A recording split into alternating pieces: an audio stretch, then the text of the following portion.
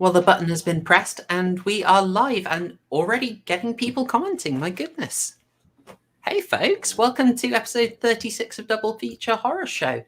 This is absolutely packed. It is stuffed to the gills. It is probably bursting with content. Anything else we want to smuggle in there, guys? Any obvious? I love this film. You will be smothered to death with how much stuff we have in this show. There we go. I'll give you a kiss with my second mouth. Ew. No, this is Patreon only stream, Mitch. Patreon Hey, now only. that is perfectly G-rated. Yeah, we will try and be, as ever, G-rated when talking about an 18-rated film. Hello, my baby. Not originally rated 18, of course. Would it have been an A or something back in the day? No, it got a great big flashy X on it. Oh yeah, that's what it was. Back yeah, in the day, I'll be getting that up. I think I've shown it on stream. before, 'cause I quite like Extraterrestrial. it.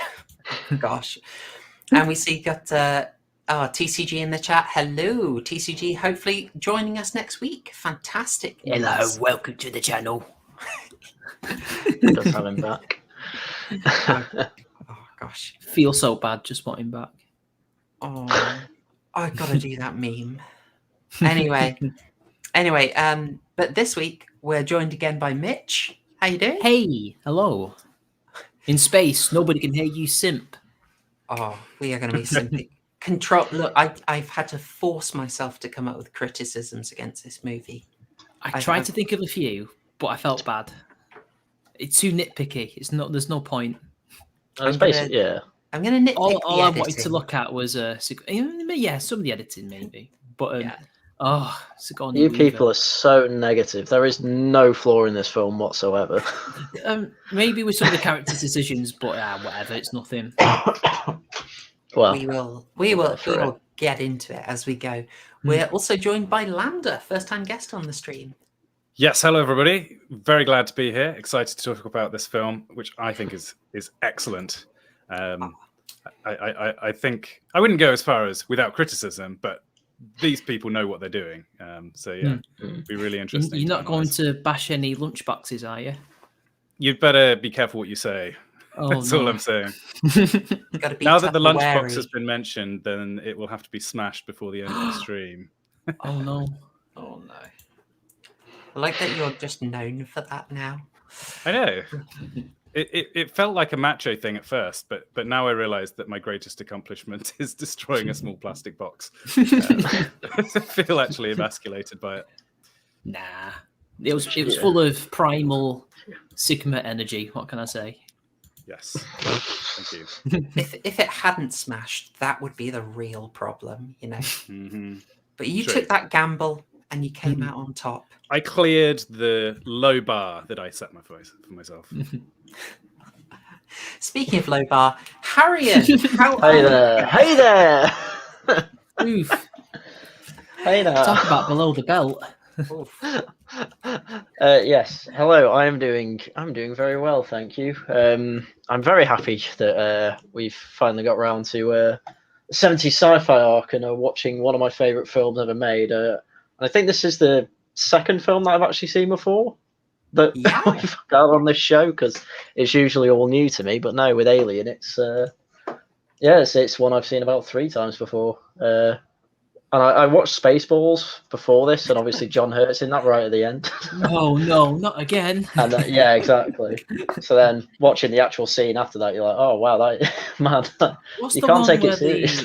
There's a scene I saw before I even saw the film about the chest bursting scene, but instead of like the alien like escaping, he goes, "Hello, my baby, hello, my baby." That is Spaceballs. Yeah. Is it Yeah. Spaceballs? I thought so. Yeah, that is Spaceballs. Yeah. I think it's got one of those awkward things where this is so darn iconic. A lot of people will see the memes before they see the film. Like I mean, Invasion of the Polymorph Body is the best. Snatchers. Yeah, Polymorph as well. The Red Dwarf episode, if that is confusing. Alpha Betty anyone. Spaghetti. Yeah. So some behind the scenes knowledge, Haryan. This is one you put forward. You were super keen to do it. Yes. When it comes to the 70s sci-fi arc, this was one that I was quite desperate to see because it is probably one of the best horror films out there. Well, at least when it comes to sci-fi. So obviously, obviously I'd recommend it. And most people have seen it before, but there's nothing wrong with going through some of the classics, I think. So. Oh, heck and we need a film that I've seen before, please. I can admit it's quite uncomfortable. Like, I bet I can just say, and Haryan, have you seen any of the sequels to this? And you'd say, I've seen Prometheus. I've seen Aliens, actually. This is horrible territory. Well, you actually being familiar with the stuff is like, I'm just uneasy. Well, I've even played some of the games as well. So I have a soft spot for Alien 3. Never played. Oh, the film, yeah. I've never seen Alien. And even Alien Resurrection, as very flawed as that film is entertaining, even if it isn't very good, maybe. It has moments. I've got a soft spot for the Alien 3 game. I remember that back in the big old UCI cinema chain. You had, it's like Time Crisis 2, but you had the absolutely massive marine guns. Yeah. That was an amazing game. That must have got 40 quid off me back in the 1990s. It was David Fincher's first film, wasn't it? And Charles Dance, isn't it? It's got an amazing cast. I think it needs a rewatch. I mean, I'm tempted to do it, but Critical Drinker covered it really recently. I feel a bit weird going in so soon afterwards. Keep it Lambda, keep it PG. This internet is big enough for the both of you, I reckon. Maybe. So before we get into Alien, of course, I mean, I'm glad to see people here. I'm glad to see an active chat. There's some housekeeping we should get out of the. No, you know what? We won't do it. You know the score, folks. We'll do our regular YouTube shilling randomly after the topic. I don't want to keep anyone waiting any longer. I know people are desperate to hear the BBFC History Part 4. Right? I'm actually interested. I'm always interested to see how punishable not knowing what Destiny's Child is. So you should be punished for that. Well, I'm just a bit intrigued about this. Which wrestler was in Alien 3? I don't remember any. Alexa, can you post this? I really want to know. Alien 3 cast. Chat is getting cheeky. Oh my goodness. No, Charles S. Dutton wasn't Brian a Glover. wrestler, was it? My Google Foo wins. Oh, who was that? Brian Glover. Yeah. Brian Glover. I can't say he was that a rings British bell. wrestler, was he? Oh. Yeah. Born in Sheffield. Oh. Yeah, and I'm seeing people have seen it. This is one where I'm guessing you're. I'm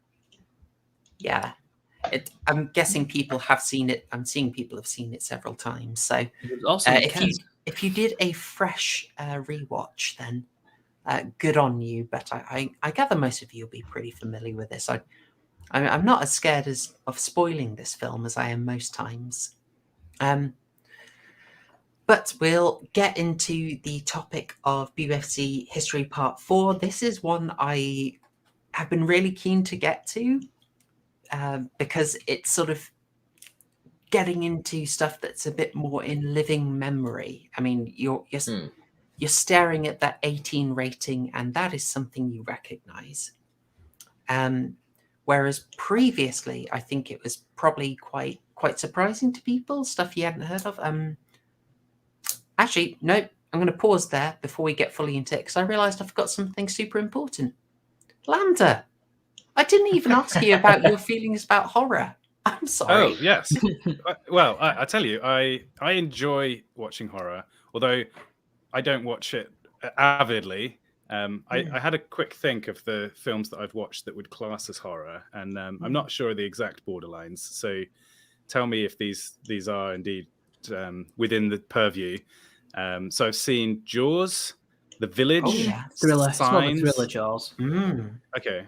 Dawn of the Dead. Zombie movies counted in a thriller. Definitely. The Mummy. Yeah. Which one? And Though? I remember. Yeah. Are we talking Karloff or the original? Brendan Fraser? Brendan Fraser. Well, what about Christopher Lee? Oh yeah. I have not seen that, but maybe I should hunt it out.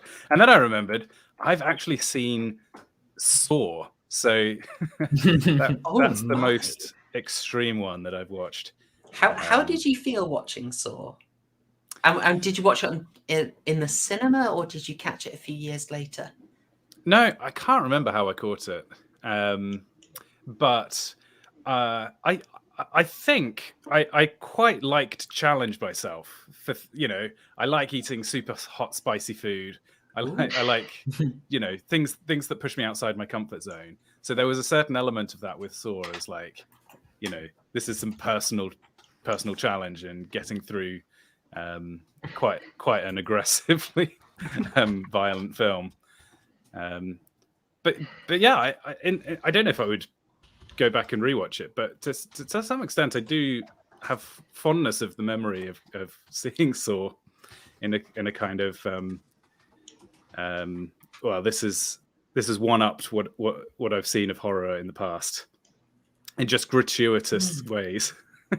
Was it sort of effective? Did you find yourself sort of flinching away? Did you find yourself sort of affected afterwards?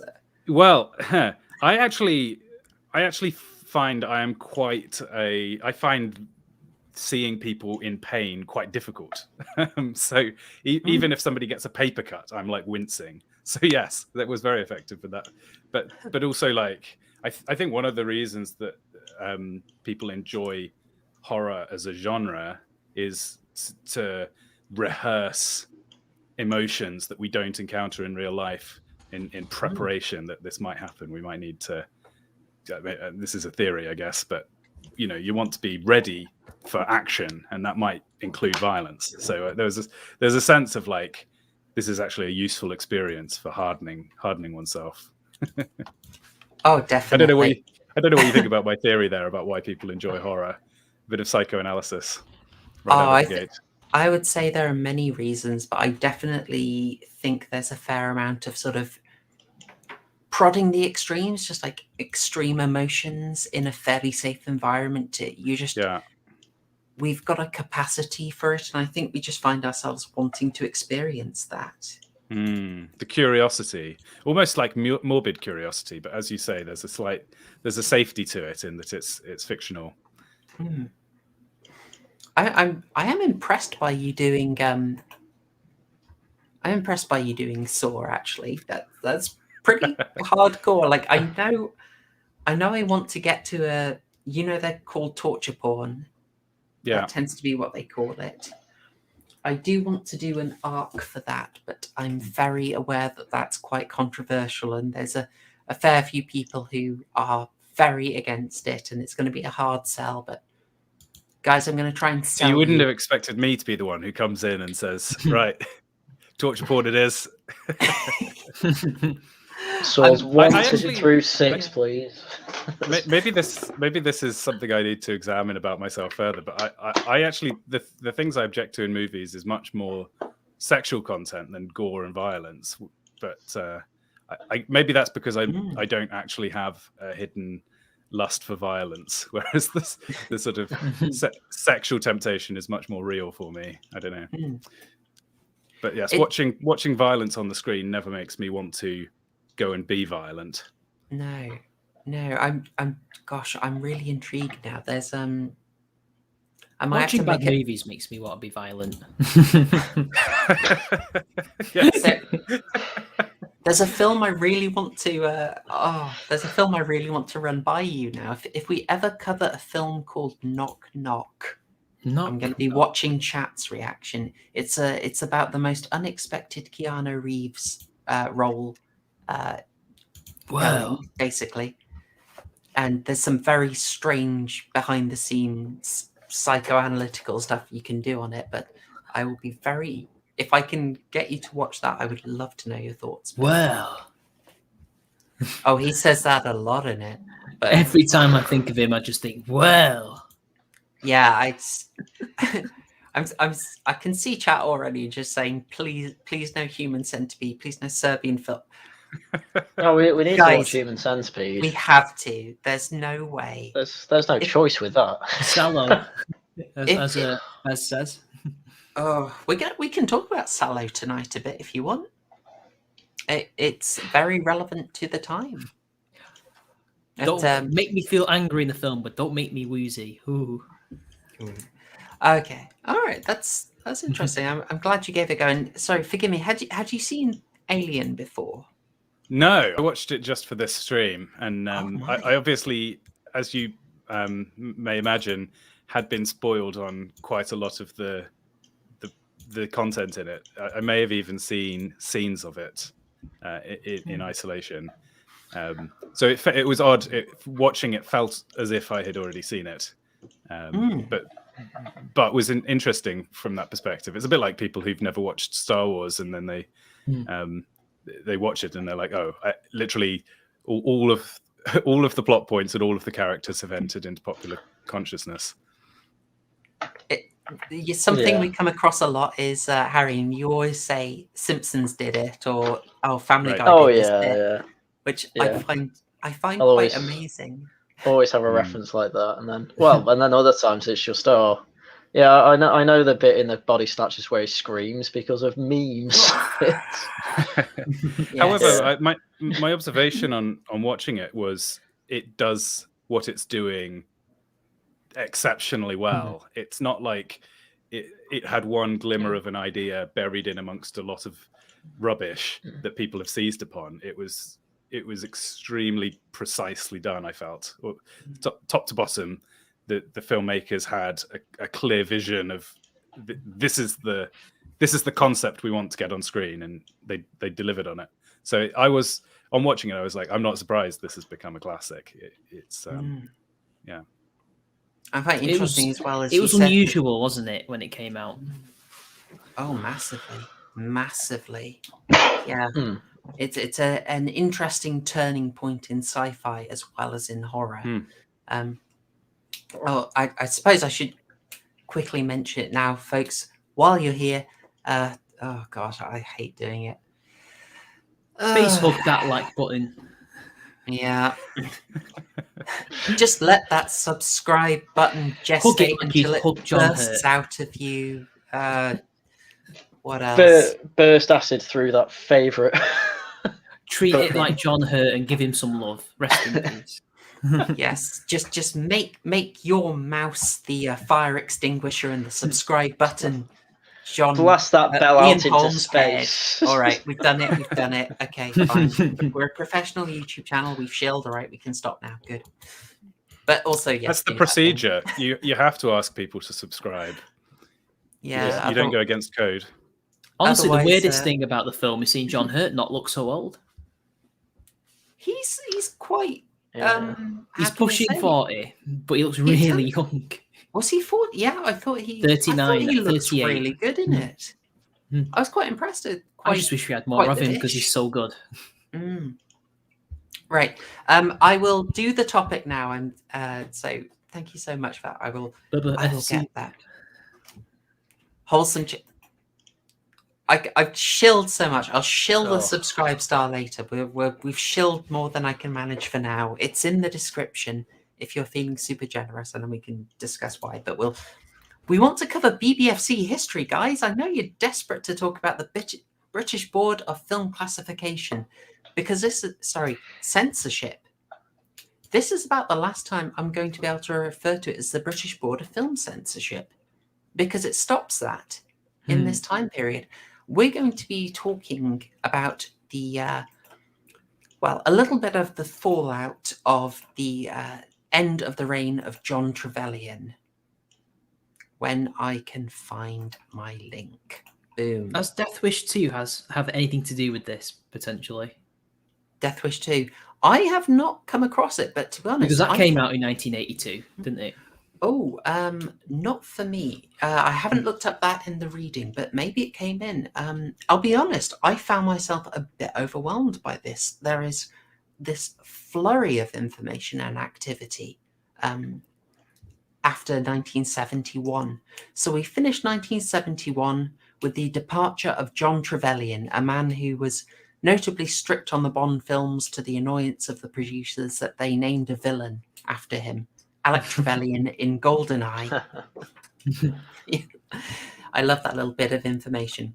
Yes, John Trevelyan leaves in 1971. He drops a whole range of new certificates and says later he goes outies, and he leaves us with certificates that survived half as long as any others. They generally lasted around 20 years before they needed to be reformed. His lasted just under 10. Lambda, had you heard of the AA rating? No. I'm only aware of the current rating system. Okay. AA, nope, don't know about that. No, well, most people don't. I didn't. I've never heard of it. Is it like what 12A is now? It's close to that. It's close. You had A, which was basically 8 and under, couldn't go in unaccompanied, and then AA was 14 and under, couldn't go in unaccompanied. So it was basically that first step towards what we're familiar with, that sort of 12, 8, 15, 18. It was a first move into that, the first sort of, teenagers, there's something for you that's not too naughty, but it's not totally childish. Oh, and I'm seeing, hey, Fez, thank you. I may have to do that, yeah. Thank you for the tip. So, yeah, we're starting to get a bit recognizable here. We're getting the bare bones of the system, but that rating system with the AA rating, it gets dropped and seemingly everyone forgets about it. I certainly had never heard of it.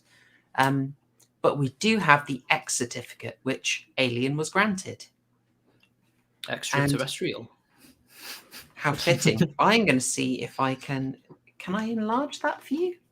How's that? Can you see that a bit better now, guys? It looks like a little kiss, doesn't it? Yeah. So, Lambda, had you heard of the X certificate, X-rated? Yes, X-rated sounds familiar. Was Alien not the first to get X? Oh, no. No. That came in 1951. Oh, wow. Was it the Quatermass experiment? Nailed it. Yes, it was. Well, they sort of, it was meant to be the sort of warning, this stuff is a bit extreme, lads. And Hammer Horror took that and said, no, it's awesome. And we're going to make a massive publicity campaign around the fact that we're X-rated. And it worked. Which is a practice which continues to this day, right? Funnily enough, that was a sci-fi horror. Yes. Yeah, the writer, Nigel Neal, is very interesting. Got a long history in horror. But unlike Alien, it's a guy who... It's kind of like The Fly, that he mutates, because he was up in space, wasn't he? Right? He mutates into a monster, if I remember correctly. In the Quatermass experiment. Yeah. Well, he has a big hand. My memory's failing on that one, I'm afraid. I won't confirm. So we have the departure of Trevelyan. We get a new guy in who's in very briefly. His name is Stephen Murphy, and he lasts even less time than the AA certificate. He is out in 4 years. So, and then why might Stephen Murphy have resigned? It has a lot to do with Buttery Butts and Helen Mirren. Oh, Last Any Tango guesses? in Paris? Yes, indeed. Any bets on Helen Mirren? What's she Was it been up Helen to? Mirren in that? I thought it No, was no. Marlon Brando, wasn't it? It was Helen Mirren is in a different film that caused a lot of trouble. It was it the Caligula. Oh, Caligula, yeah. Yes. I was thinking of one of the films she did with. Oh, who did Tommy? Who directed Tommy again? Hang on. Was that with Val Kilmer? Was it Oliver? No, it was Stone? it was the Who with Oliver Stone, with that film. I forgot who the director was. What Oliver was it Stone? called? No, Ken Ken Russell. Russell. Oh, The Ken director, Russell. not the actor. No. Yeah, Ken Russell caused them a few headaches as well. So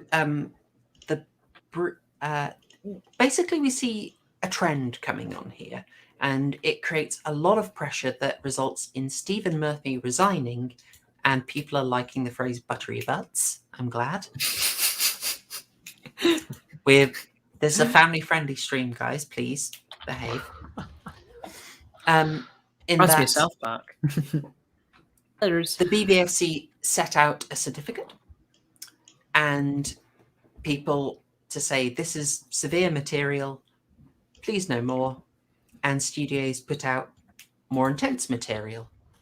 And so the certificates effectively, and the BBFC increasingly is asked to make these decisions on what's permissible and what's not permissible.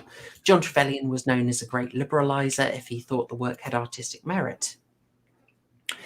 So they passed certificates on these films, which mean they can be displayed in cinemas across the country, and county councils are the ones who ultimately make the decision on whether to ban a film or not.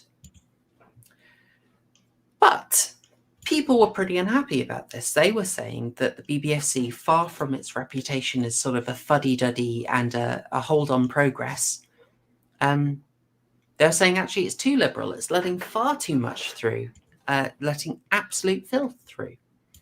So I shouldn't have said buttery butts. Gosh darn. Terrible. Chat, behave. Well, they're never going to do that, are they? So the ultimate decision is with county councils. But people were not happy. Mary Whitehouse was not happy.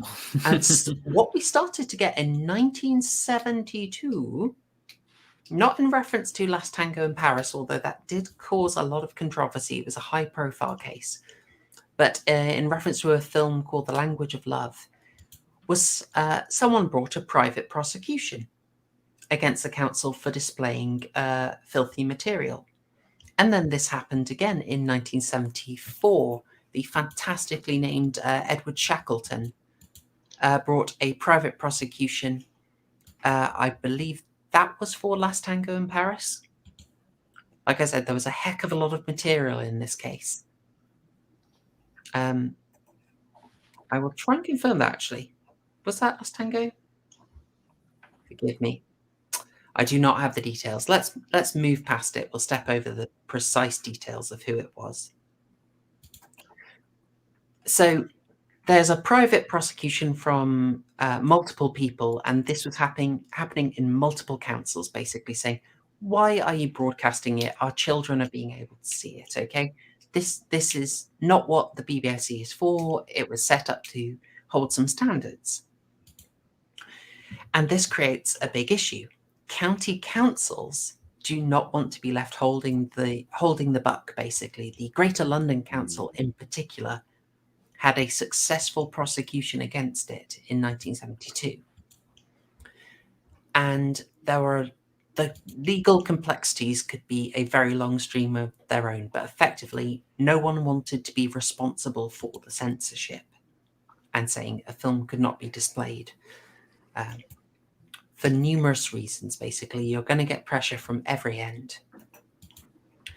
And effectively, there is then a clarification that actually county councils are not the ones who should be making the decision, but district councils should do it. And that's coming in the Local Government Act in 1972, sort of moving that hot potato over.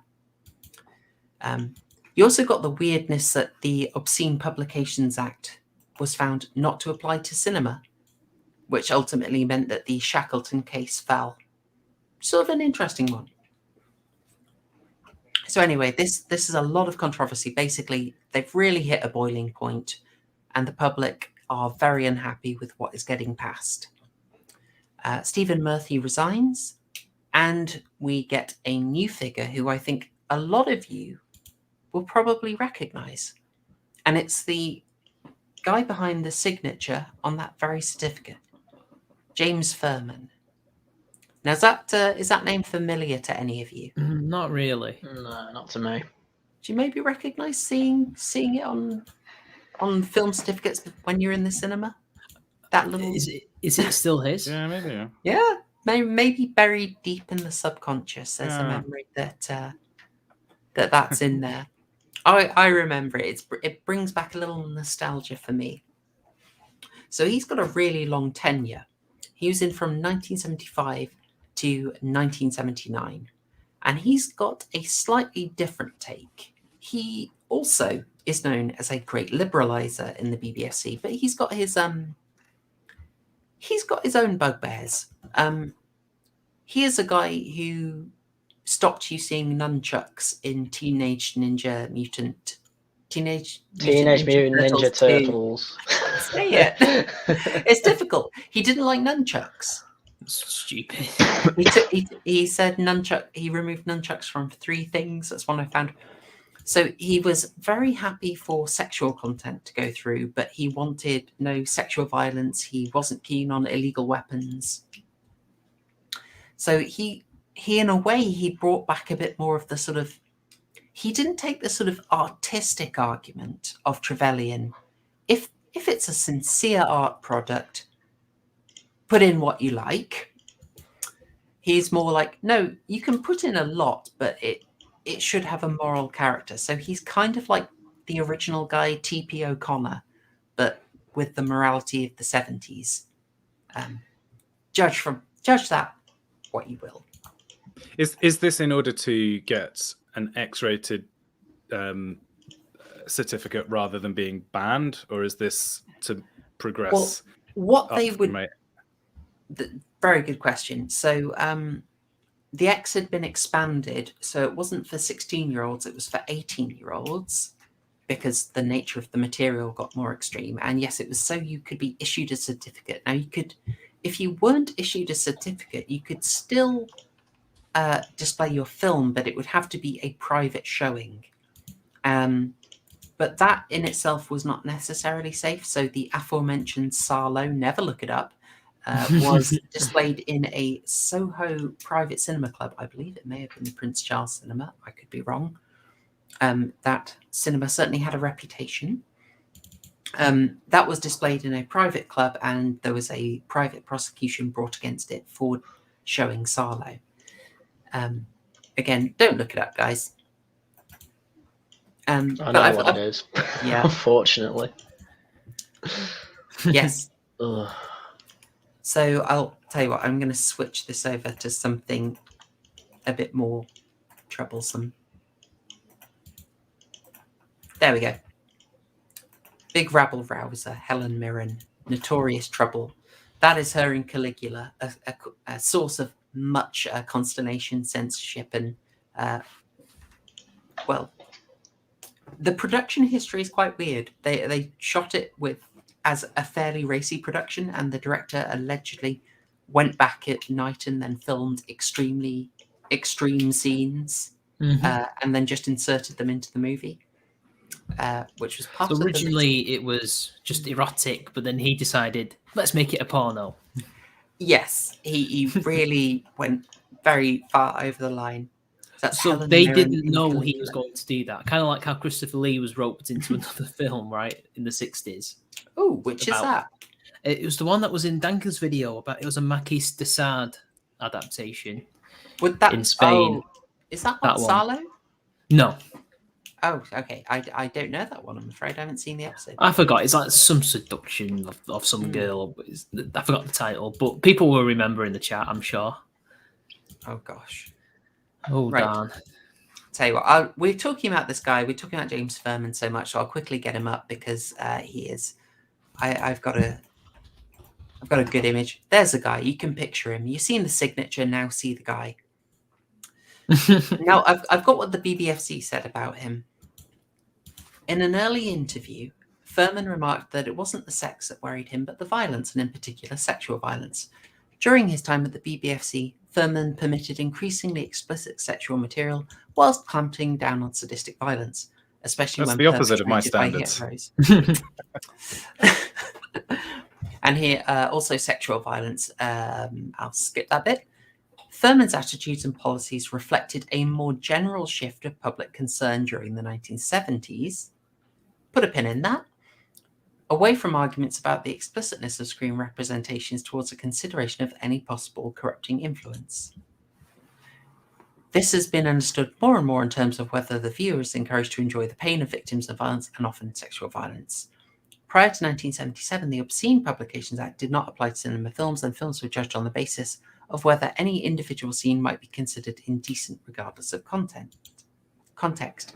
Now, let's just put a pin in this because this is something we've seen multiple times when covering the BBFC is that they do frequently say that, we were conservative and, there's a general shift in public attitude. But consistently in the history, it's public attitude protesting them and even now bringing private prosecutions. So I'm always very interested in the BVFC's version of what they were doing. Interesting. Just have a little think about whether that was truly representative given the campaigns and prosecutions at the time. So was there prosecutions from both sides, or people who want more free speech and people who want less? No, right? No, just prosecutions against showing, because it's hard to make them show a film. I suppose you could say that's maybe a bias in the format of the legal system. I'm trying to do this really quickly, guys. So he also fought a bit of a battle against the Texas Chainsaw Massacre, which is really odd because the Texas Chainsaw Massacre is really light on gore. Like, there is almost no gore in the film, quite famously. It's full of dread. Yeah, it's just dread. In fact, if you really want to have a problem with it, I get it under the Trades Description Act, not obscene publications. Chainsaw Massacre. There's only one person killed by a chainsaw in that film. That does not constitute a massacre. Do you think James Furman was just hiding behind his sofa and assumed what was going on while he wasn't watching? Very possibly. You do have to wonder what they see when they do this job, because I've seen films that they've heavily censored in the past, and I think, I don't know if this is modern eyes or if they're just stupid, but I think, how? What? Why? Yeah, so it's a tricky one, isn't it? I mean, there's the whole, we do get a bit desensitized, and I do want to, people are agreeing, there's almost no gore in it. Texas Chainsaw Massacre is an incredibly effective film. In fact, so it was directed by Tobe Hooper, who goes on to direct Poltergeist. There is more gore in the PG-rated Poltergeist than there was in the X-rated. PG? Oh yeah, I think it's one of the more infamous rating decisions, alongside Watership Down. But I will hurry it up. So Furman gets in. He's bringing quite the moral approach for his own morals into it, and you're getting a lot more in there. But to try and clarify things, they just do one extra shifty of it. Where is it? Got it. Okay. And in 1982, you start to get an upset. They effectively decide they need to do a re-examination of the certificates. There's pressure from all sides, and they say, okay, we'll clarify again. We'll redo the certificates. And that happens in 1982, but does not last long. Just for your help is James Furman with Ali G, which was a thing that really happened. And we see the introduction of those certificates that we now know so very well.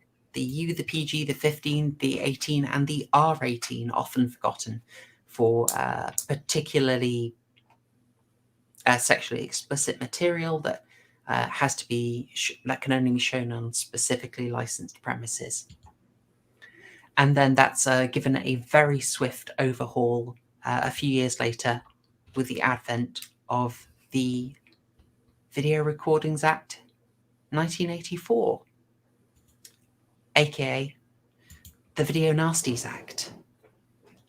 Hopefully ringing some bells there, but the Video Recordings Act is quite the well, and I don't want to go down it because that could be too long and I've already gone on for ages. But effectively, what we've got here is, to sum up, the boundaries shift again. You get more and more allowed, and effectively it prompts this re-examination and we'll just clarify the rules again, giving us the new certificates we know so well, but also far greater leniency in what is being displayed. And that effectively sticks that way for a fair old time, but we get a minor clarification when VHS technology sort of raises fresh concerns. But again, we're once again seeing just this interesting thing of the BBFC taking a very different attitude to the public. Kind of the ongoing theme of the series, I guess. And that gets us up to 1984. Amazing how it's not stayed. How it stayed the same, hasn't it? When usually they'd last 20 years. Yeah. I mean, in that one, I think it's VHS technology is a big prompt because there's even more concern about the ability to keep children away from it. But yeah. And of course, just the last thing to mention, of course, with the video recordings at 1984 is the last year that this is the British Board of Film Censorship, and it then becomes the British Board of Film Certification. A rather significant name change, and just kind of ironic that they stopped being about censorship in 1984. You got to enjoy the little things in life. All right, we're done with the topic, guys. We are done. It never lasts 15 minutes. Gosh darn it. I hope you guys found that interesting. Super Nanny was most displeased. Oh, no. Super Nanny is absolutely furious with us this week. I can tell. If I just check in on her, how is she doing? Oh, no. No, she is not. She is not pleased. Oh, dear. Oh. Well, We're gonna have to get a move on, guys. Okay. You should, yeah. If only you could replace the cut-off system with 3 minutes from a 3-minute plot summary. Oh no! Why did I do that? I should have switched it to summary warning. Well, also, I found so much information. I was just I was pretty much cramming it in. I felt there's so much that just happens in that short period that I just find it interesting because it tells you so much about the just sort of the society, the decisions, and like all this stuff ultimately impacts on the films that we saw. Whether we saw a film at all, or whether, for instance, or what was the example I used? Whether a scene was cut, or whether a Ninja Turtle got to use nunchucks, for example. That would have made the film better, to be fair. Okay, let's cover Alien, guys. How about it? You know what? You've taught me into it. Okay, brilliant. So I've talked for ages. Mitch, would you like to just say what Alien is? Who's behind it? Alien is a 1979 film directed by your boy Ridley Scott, who most recently dissed comic book movies. For those of you young people who've just heard who he is, it's based and Ridley Scott pilled. He is the brother of what's his first name? Scott. Tony is Tony. I was going to say Tony. He did Top Gun and Man on Fire, loads of different films, but nonetheless talented, and long may he rest in peace. It's a sci-fi horror film, so it's kind of in the middle of two genres, really. And although it wasn't the first of its kind, again, we've mentioned a much older sci-fi horror film earlier, but it was really the first that, well, let's just say was a bit Freudian, to say the least. And it brought a lot of different, how do I explain it? Different style of acting, a realism to it, even though it's in space and they have faster than light travel and things like that. And that's it. Do you want me to explain the plot? Or is that Haryan's job? Oh, that's Haryan. Yeah. Whoa. So this is whoa. So that's Alien, basically. It's completely different to Aliens, which is Terminator in space. I don't undersell Aliens. Well, it's James Cameron. I'm not a fan. True. Oh, there's the deer in the headlights, by the way, Veronica Cartwright. We love Veronica Cartwright. I love Veronica, but her character was a deer in the headlights. Yeah, I think she's one of those people that you've seen a heck of a lot more than you realise you've seen. Yeah, you had to point out to me that she was in Body Snatchers. Yeah, I didn't realise. No, I didn't connect her at all. Yes. Interestingly, one thing that I found really interesting was I was trying to work out just why this film has the angle it did. I know people love this. I find some like really progressive stuff in it that quite surprised me on a rewatch. And I was Really? trying to work out. Yeah, totally. You're going to accuse me of reaching so much. You reach in because I didn't see anything. Right, come on, give me the gay allegory. Right.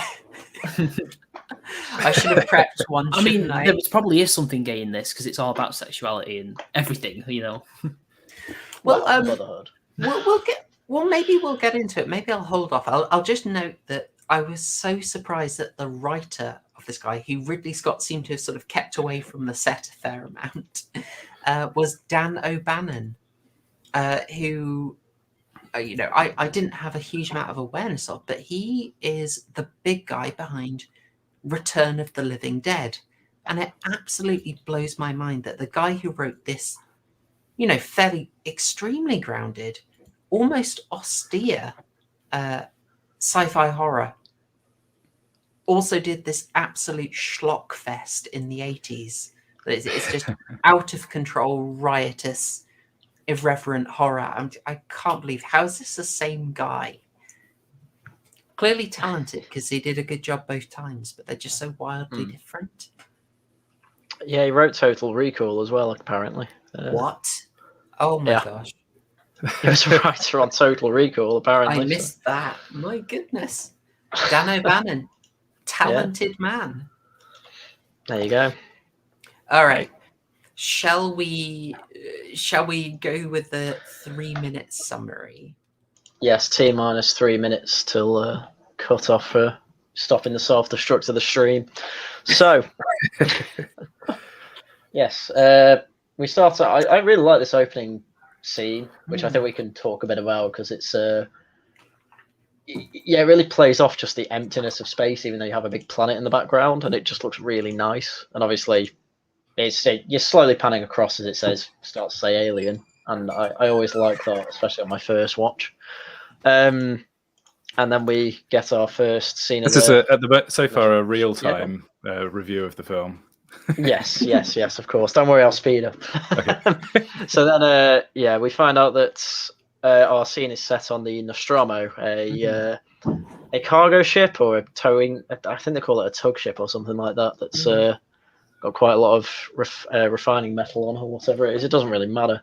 I just paused on this frame because I just thought it was so. This is really important. Yeah. Just the way the title comes in, you just see these odd marks, and you're left wondering for ages, what the heck is this?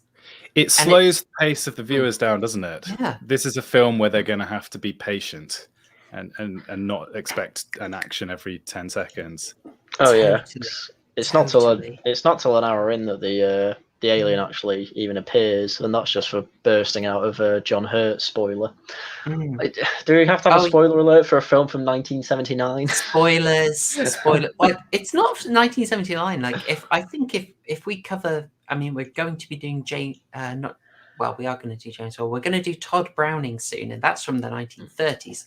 But people won't have seen that, and I don't think they'll have much awareness. So, wow, you've got a very, very uncultured audience. I think everyone pretty much knows Alien, but something I got from this was just, to me, I really like your point about the pacing of it. I read it as also it's telling you this is going to be a cryptic film. There are going to be things you're not going to understand for quite a while. And the film consistently, I think, puts some really big things in and doesn't fill it in for you. So infamously, the stuff that they tried to explain in Prometheus, it doesn't rush to explain it to you. There's some behavior with that the alien does that they don't explain, which is explained in Aliens. And I like that. It's sort of just telling you, with these kind of weird rune-like things, this is going to be cryptic. You're going to be seeing things you don't understand, and we're going to deliver it to you at our own pace.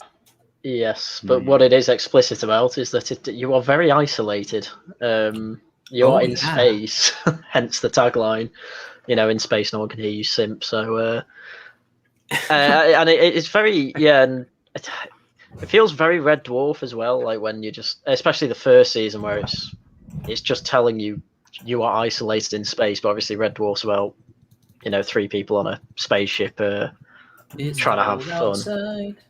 Oh yeah, they started that in season 2 or 3, I think, and then yeah, but with this, it's just ship wakes up. Your 7 people in your pods wake up, which you must have a screen grab of the pod room. I will not live in the pod. Yeah, so this is this is what the globalists want. Although it does start with a really nice panning of the set. Oh, At least yeah. the Yeah, set of very the bridge, important. and it's what I noticed watching it back was a lot of it's padded, which makes sense because if you hit some turbulence in space, I don't know how, but say you hit some turbulence, you don't want to have a rough landing. You want to have a nice padded landing, so you don't hit your head and die, like a certain android. Yeah. Yeah. And what feels like 5 minutes of purely atmospheric beeping and booping turns out to be a plot point. But you don't even realize it when you're watching it. I think this is presumably the mother receiving transmission. Oh, you got the same. It is. Now is this the reading that mother gets the orders that are later uncovered by That's how I Ripley read at it. that point?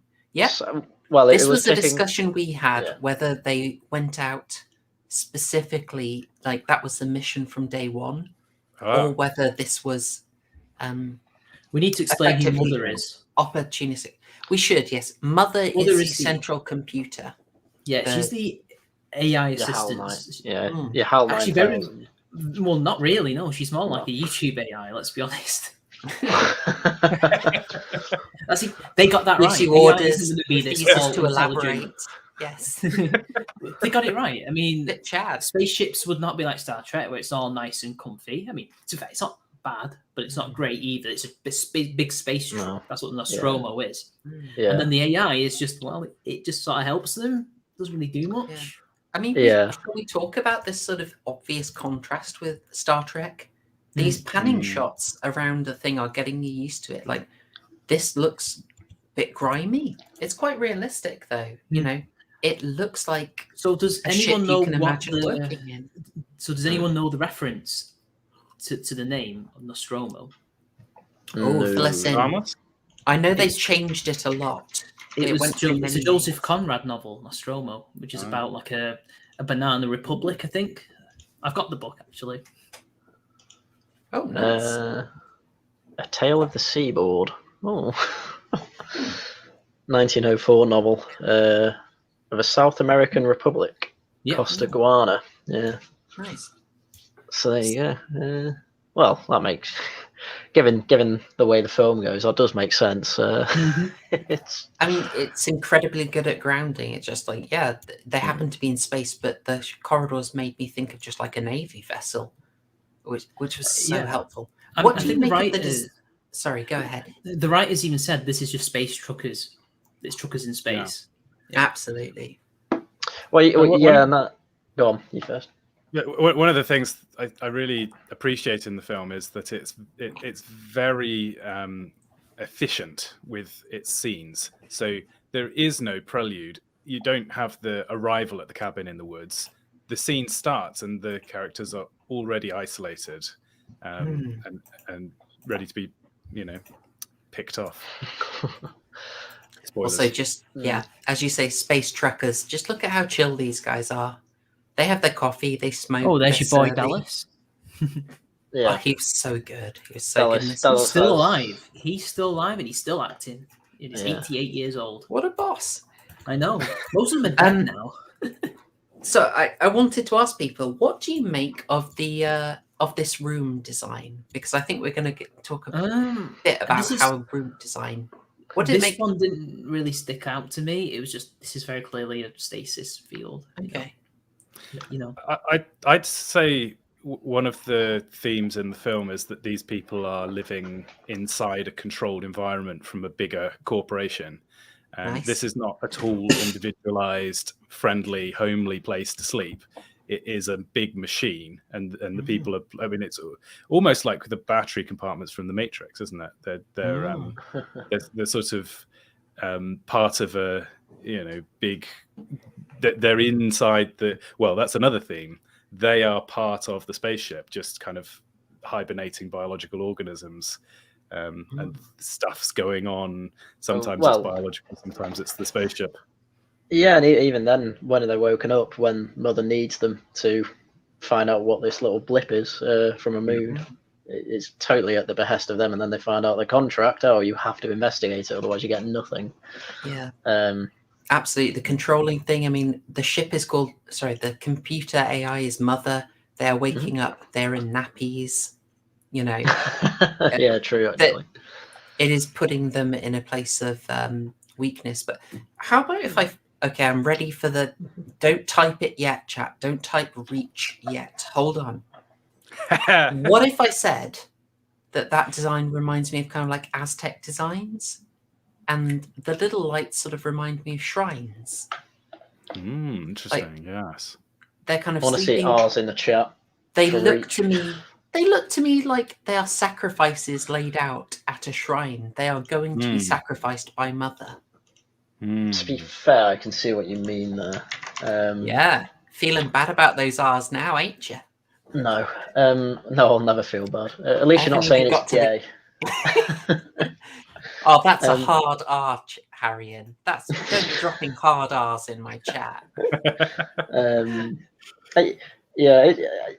I get why it's done this way though. But I mean, if I was designing this room, I'd make it probably square. But I've realised that they need the kind of central unit to actually, as one hibernating, I guess, unit. So, but I can see.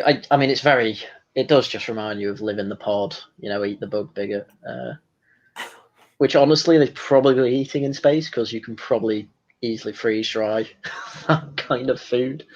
Then they have popcorn and they have gravity as well. Which also it's interesting sci-fi. that it's a different person designing the chat. You're doing me wrong here. God, it's a different chap designing the Nostromo as to designing the other areas that we will see. It's very interesting. You'd think they'd just have one designer for all of it, but no, different guy.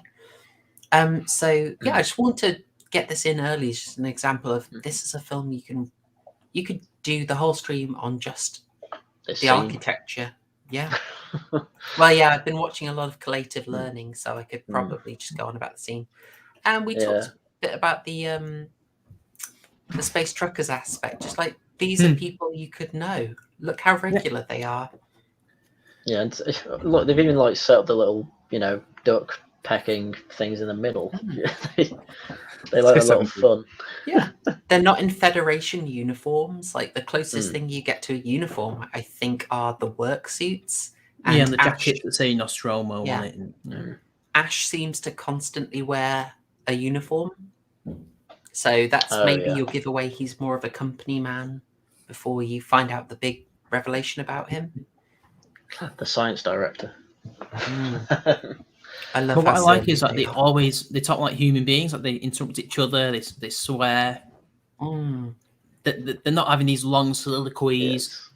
Yes. They don't act like weird, enlightened people like in Star Trek. I mean, maybe TNG's more guilty of that. Not necessarily TOS, but they just feel like normal people. Like this is the future. People aren't going to change radically in 200 years or whenever this film is set. When is it set? The 2100s? 2079. Is it? That's pretty soon. It's 79 something. I saw this. Because Prometheus is the 2080s, isn't it? Right. Let's see if I can get a confirmation. I know it was disputed. Effectively, there wasn't a set date, but something in a prop. 2122 it says on Google. Really? Yeah. Oh, that is IMDb trivia. You've let me down. It makes sense because Prometheus is the prequel, and that's in the 2080s, which is 100 years after the 1970s. So okay, makes sense. Yeah. Hey Tash, how you doing? I see. Alabaster, there is some ginger cat action. I've got a few. I like Jones. I debated changing my username to Hey Kitty Kitty, but instead I went with Dallas. Lambda, did this sort of surprise you when you started watching that it's a sci-fi and that they were like this, that they were very unpolished? I think there's a big Star Wars influence on this film, right? I mean, Yes. the way that Sigourney Weaver talks is almost identical to Princess Leia. If you close your eyes, you could believe it was Carrie Fisher, I think, in certain scenes. So there's a sense in which this is the let's take Star Wars and make a different style of film, but we're keeping the dirtied environments, we're keeping the casual way that the good guys kind of talk to each other. That's how I would see it, versus the Star Trek very front and center military people doing a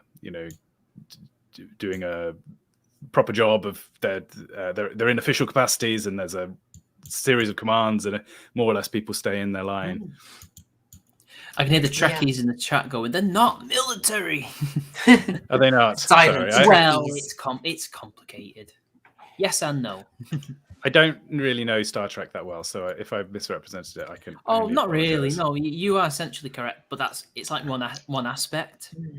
And it's not entirely clear in Alien what I didn't quite get to the bottom of what all the relationships are. It seemed like there was the guy who immediately said, let's get back in our pods. We didn't agree to this. And then was it Ash said, actually, we are going to go and investigate this signal, and quoted them chapter and Dallas verse is the captain, of the guy in the contract. middle. Was it Dallas? Yes, Dallas, and then I think it goes Ash, and then it goes Sigourney because she's third officer. I think I might be wrong. Then The it guy goes. who said, "Let's just go to sleep," is Parker, played by Parker. Yaphet Kotto. He Rest in sadly peace passed again. really recently. Yeah, All passed right. it Ian Holm, Bilbo, last year. But I think it's Lambert after them. Then it's then it's Parker, and then it's Brett.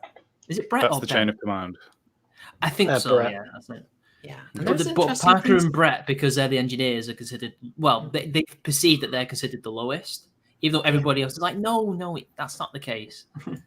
I just, sorry, if I can just pick in, I just want to pick up on the Star Wars thing because that is very interesting. This was very conscious about sort of reacting to Star Wars and not having that sort of lack of idealism, lack of super polish, and just trying to help you connect. So you are absolutely right to reference Star Wars. Obviously, this is after a New Hope, but it's pre-Empire. And hey, Scrump in the chat, good to see you. It's a very different tone to Star Wars, even just in terms of this is space truckers, but even in Star Wars, you had Han Solo as your smuggler, who fairly similar, but completely different character to anyone here. This scene visually looks a lot like the little Owen and Beru giving the blue milk to Luke scene, and it's almost this is the closest that it comes to being Star Wars before it goes off in a completely different direction. We're also a little bit before the excellent Blake 7, which was just like the most explicitly critical of Star Trek. You're roboting for me. You Decepticon. Oh, how am I doing now? Seems fine to good. me. Yeah. Okay, sorry. I was going to say this is just slightly before Blake 7, which is more explicitly critical of Star Trek. But that would lead us down quite the tangent. And that has quite the ending. Oh my gosh. Oh, so good, so good. Right. Oh, actually, shall we talk about the casting now? Yeah, let's talk. Because there is a key thing about the casting. Most of them are dead. Too soon. Too soon right. for Yaphet Kotto, certainly. It didn't even occur to me that most of them are dead. Still feels like they're all still alive. It is a bit wrong, isn't it? Oh gosh, John Hurt we lost recently, didn't we? Oh, that was a few years ago. It feels recent. So I think this is pretty well known now, but when they were making the film, obviously everyone just has surnames. And that's because they were written, well, with a different set of surnames, but the idea was that this was going to be gender blind casting, with a big asterisk at the end of that. They wrote it so all the roles would be unisex, Interesting. The woman But- survives. Well, Well, they were in a way a bit. Sorry, Dan O'Bannon was a little bit skeptical about Sigourney Weaver being Ripley because he specifically didn't like the idea that we'd go to the damsel in distress thing, Yeah. which is a bit. I mean, does she And look like she's a iconic. damsel? But well, She's a not big at girl. all. There's an interesting thing about her damselness in the very final bit in the escape shuttle, because that's when she becomes she's more explicitly feminine identified there. To me, it's just and of natural. course- You would freeze in some situation as opposed to act. Yeah. You know? Oh no, I mean more in the sense that she strips down to her underwear, where you have to be more aware of when she does that, you are more aware of her being female. I mean, you couldn't but- tell that she's an absolute queen. No, I know. It's just they have to raise it to your attention, and of course, As you can see, the other- I am simping madly for she's a Sigourney bit Weaver. gorgeous. She's Just a little bit. and she was so unknown. She was totally unknown. Yeah, she was. Of course, the other bit of obvious, it wasn't gender blind, is that. Sorry, help me. Kane, isn't it? John Hurt's character is Kane. Yeah. That isn't interesting or as interesting if it's a woman impregnated. So when they say gender blind casting, I'm doubtful of that. I think it would be more gender disruptive. Like they kind of don't care, but they do for certain bits. In a way, it doesn't matter if they stumbled. I'm going to argue into some of the perfect metaphors that they found, or how much of it was conscious. And I agree that there's clear evidence they were trying to do much of it, but sometimes the stars align. I think that's how one of these brilliant movies happens. Is it's not just that everybody was firing on all cylinders, but also there's a bit of magic in the air, and so Lightning in the bottle. yeah. Oh, and there's all the stuff about just things change while you're shooting, especially if Ridley Scott kicks you off set. Did he? And doesn't Did he kick someone off set? He kicked Dan O'Bannon off set a lot. Oh and yeah, just you kept him mentioned that. away and did his own rewrites. Like Dan O'Bannon, don't there's like stuff like that. Dan No. O'Bannon had got a sex scene in, and they said, "Nah, don't want to That do doesn't it." seem to fit, does it? I'm glad they didn't. You don't need it. You don't need it at all. It was Mm. going to be between, help me out, it's between Dallas and Lambert, I believe. Oh, really? I wouldn't ship them together. Oh, it'd just be a random softcore porn bit in the middle of the film for It doesn't make sense. no for them to reason. have- They're working. It doesn't make sense. I mean, I didn't like it when it happened in Prometheus either. It just didn't seem Oh to. yeah. It didn't seem It to. was just fit. a convoluted way to get so and so to happen, so this can Yeah. happen. Really. Well, it also. There's not much to say on it, but I might as well mention it. It would get slightly complicated by a revelation in James Cameron's Aliens that Lambert is trans.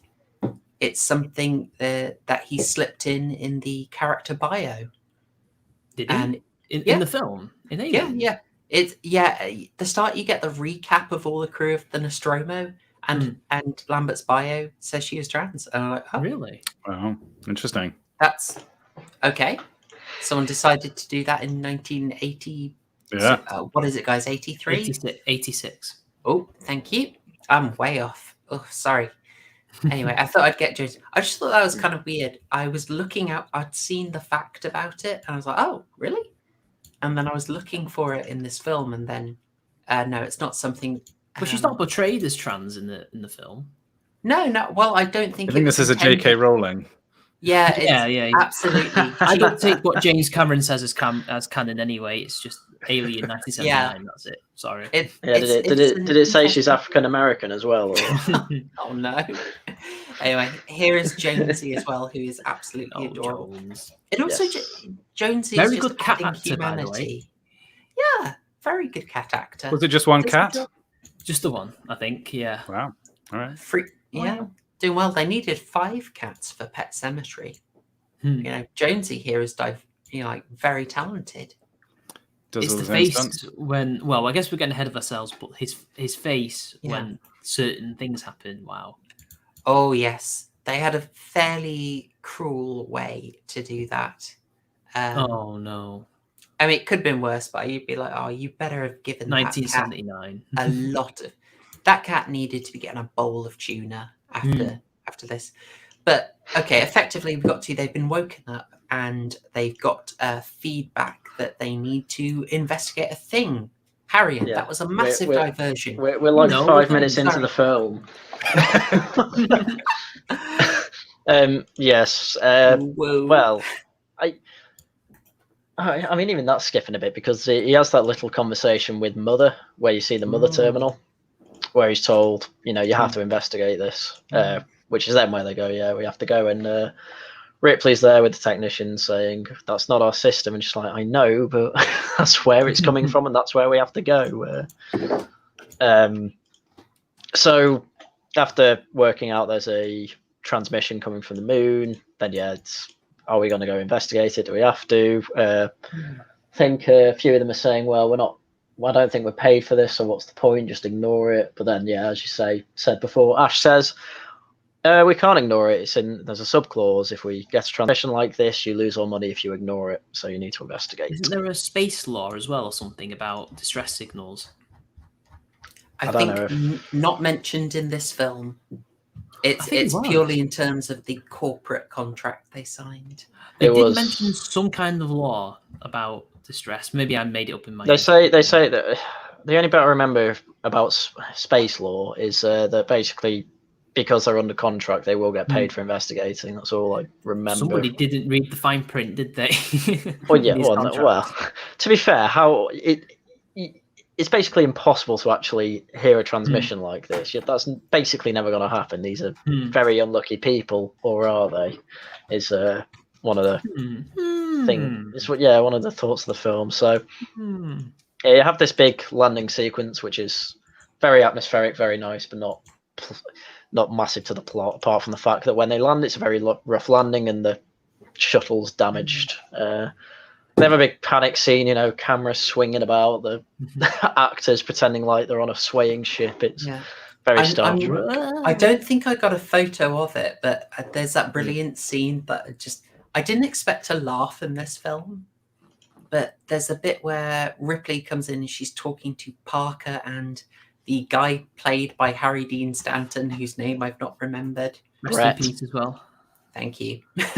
Brett. And they're talking about, it's all a mess down here. Could be ages. And the steam's blowing. And she leaves and they just turn the steam off. I love that. Oh, yeah. Because they didn't listen to her. It's funny because she says to them before that, I'm coming down. And then Parker's like, oh, she's coming down. Oh.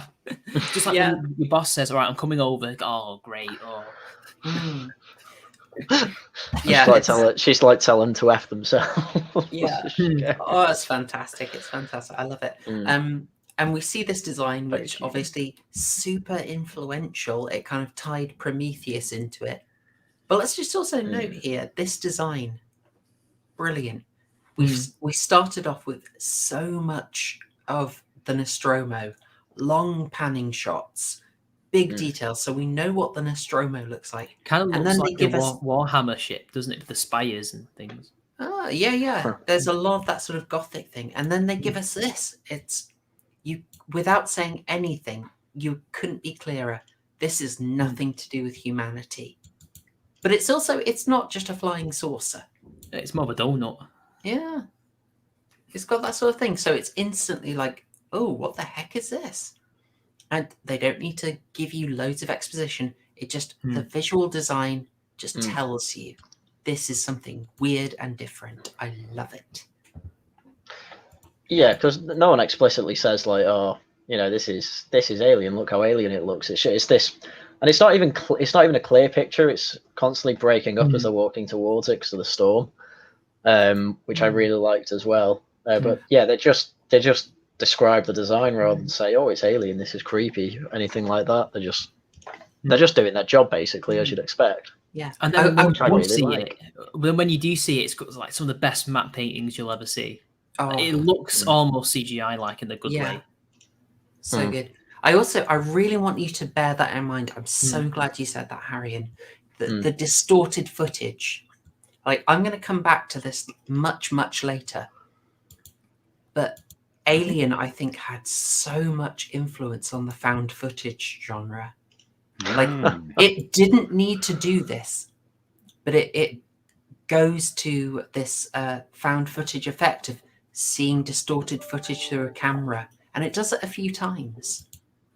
Now, this was way ahead of found footage coming out, but I can almost imagine that the people who watched Alien as teenagers had that in their brains when they were 30-year-olds making movies.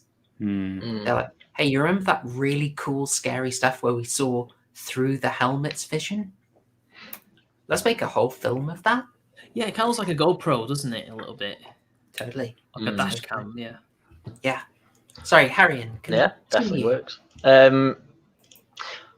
Yeah, it's what's good about this film. It's kind of it's all atmospheric. They're all slowly moving their way through it. Next plot point happens about 20 minutes later when they're actually making their way through. And you must have a picture of like the big alien kind of antechamber. Would I let you down, Haryan? Yes. Well, there's no gay allegory, so I'm disappointed so far. But yes, you've got this. He's a space jockey. He's got no. I've got nothing. Yeah. He's got a very he's got a big, very phallic-looking weapon or whatever it is pointing out. I suppose. Is it a cannon or is it his thing that he uses to pilot? I've never got that. Well, you don't need to know, do you? So. Yeah, I don't know, and like the ship's destroyed, and it just looks really cool. And they all just investigate it as if aliens are like kind of this normal thing, and it's still a job to them. Yeah, you're not quite sure of it. Like, I don't think they're super freaked out that it's an alien, but they're kind of very wary that it's something they don't know. I got the feeling from Aliens when is it Apone, the Carl Weathers character, says it's just a bug hunt. I could be getting the character name, the actor wrong, and the character who says the line wrong. I don't remember Carl Weathers in Aliens. I was going to say, I think you've confused Predator and Aliens. No, Aliens. Aliens. Hang on, let me check. Who was it? Carl Weathers was not in Aliens. He's not, Carl Weathers wasn't in it. No. You're thinking of Predator. Yeah, he was in Predator. Okay, I've got to look this up. Who was it? I don't know. Oh, give me a moment. Give me a moment. Was there even a black guy in Aliens? Yeah, he's really young though. Have I just Netflixed the movie in my head? Oh no, there was one. Rico Ross. Yeah, he's like a young guy who got killed in the first 15 minutes when they touched down. I'm pretty sure. Yeah, I'm gonna be looking for this guy. He was awesome, and I You're messed up making the him up, casting in my head. He exists. Wait, I can't have made this up. Oh, okay. With apologies. that's fine. It seems to be a guy called Al Matthews. But his name was Apone. Right? Awkward. There's a Private Frost in it as well, right? He's Frost. I don't remember that guy. Anyway, the point was that he very casually says we're just on a bug hunt, which makes me think, okay, aliens are a thing. They're aware of non-terrestrial species. Bill Pullman? No. Beloved, but not our Black Sergeant.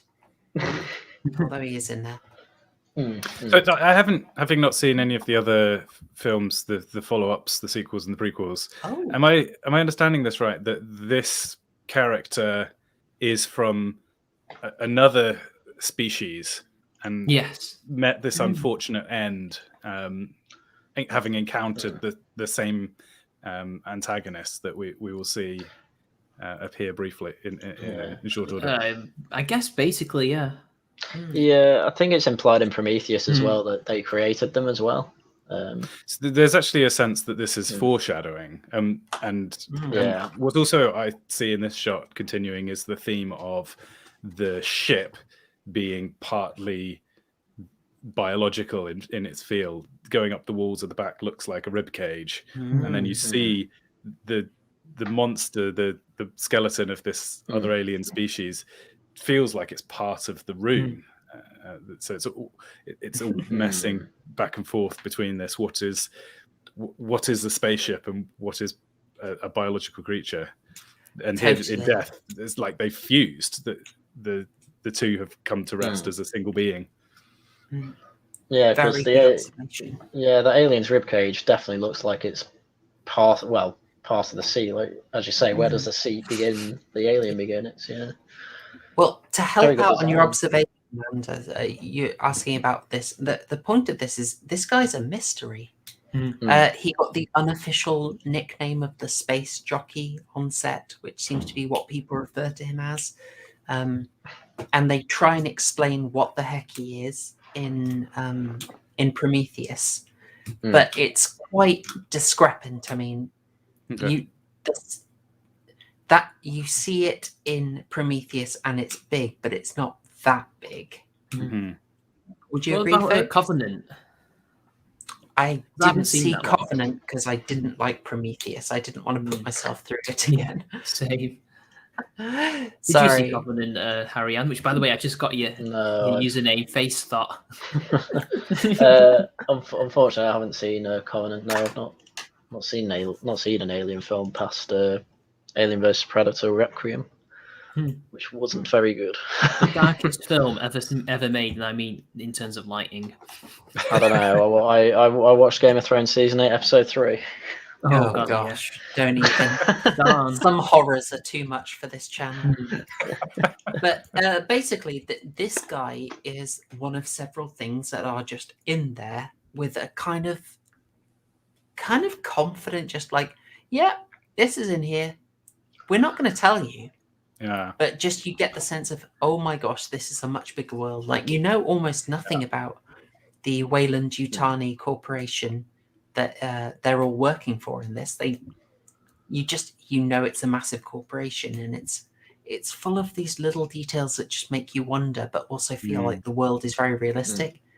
I call these jumping off points. I don't know if there's a proper name in the cinema world for it, but if you have a film with jumping off points, you could imagine future films being made to explore that comment versus attachment points, which is like fan service. And I think you always want to be multiplying your jumping off points to make it feel like it's a real universe. When stuff starts to come together too much, then it becomes quite fantasy and artificial. Yeah, that is. I like the terms for it, and they do indeed end up building a lot off the various breadcrumbs that they cast. Wouldn't it be a narrative thread or something? Maybe is that the term? I think narrative thread is more just the particular storyline. Oh right. Whereas,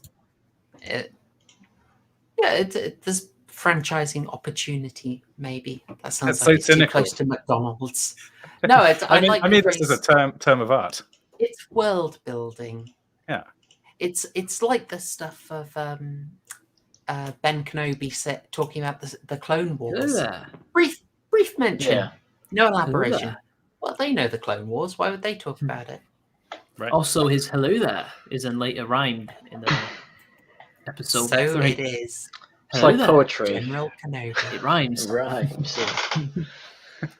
We could talk forever about this. I mean, we could go into our Geiger discussion at the moment, but I think we want to move on a little. Can we have an forward. honourable mention to Jerry Goldsmith, the music? Oh, please go ahead. I mean, Jerry Goldsmith, of course, finally rewarded for his amazing work in The Omen after being snubbed many, many times. As I think I mentioned in our Omen stream, he had been snubbed so many times that Jerry Goldsmith didn't even bother attending when he won the Oscar for The Omen. That's sad. Didn't he do... did he do Wrath of Khan, or was that a different guy? Cannot confirm. No, he didn't. No, I've just found it. Okay. No, he didn't do it. Oh, it was another Jerry. I'm probably got it wrong, but the music is really... It doesn't appear all the time, but when it does, it has so much atmosphere. Yes. Like, it feels like you're in space, and it feels like you're in this alien environment that's cold, dark. claustrophobic atmosphere, and he really seems to get that, and he also understands that, well, this is a film that doesn't need a lot of music. It's best to Yes. punctuate it when necessary. Yes, definitely. It's quite minimalist in a way, which is quite amazing. So, Haryan, what are we looking at here?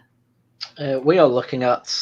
I don't think they ever name it anything particularly in the film, but it's been come to be known as a face hugger inside an egg, which is fairly translucent. And there's even a big scene before you actually get to this part where John Hurt's just describing going down into this another big chamber where there's a mist that reacts when you break the top layer of it.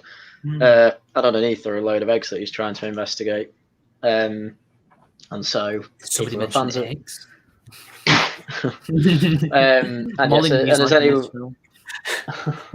Yes, plenty of eggs. The egg carton is full in the chamber.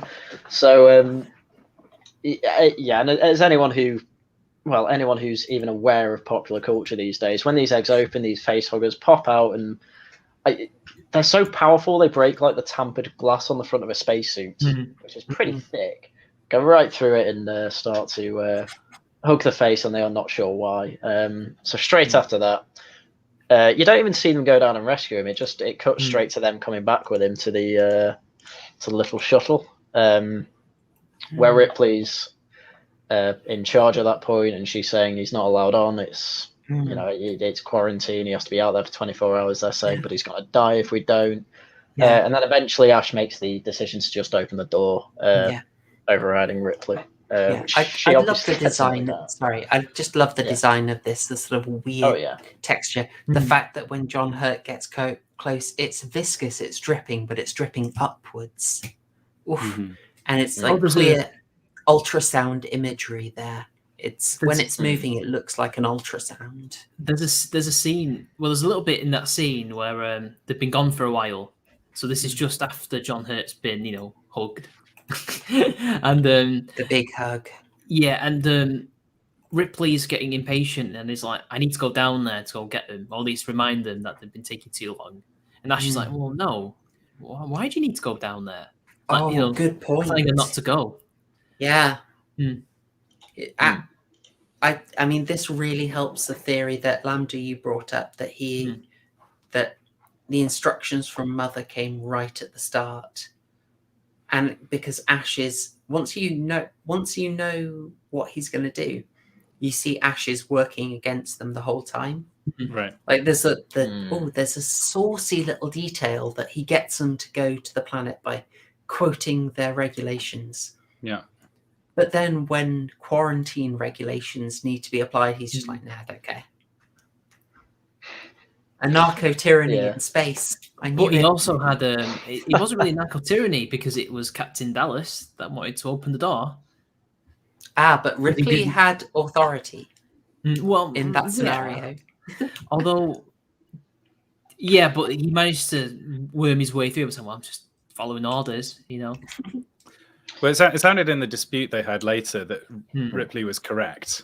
And Ash clearly knows the rules. So I think that's totally right. He sticks to the rules to get them down and then ignores the rules to get them back in. It's all being puppet stringed. Oh, it's the same laser light in the Won't Get Filled Again. Yeah. The fun little thing, the Who were filming stuff in the adjacent soundstage. Oh, and that was one of the last Keith Moon gigs, wasn't it? Yeah. And also, I think if Ridley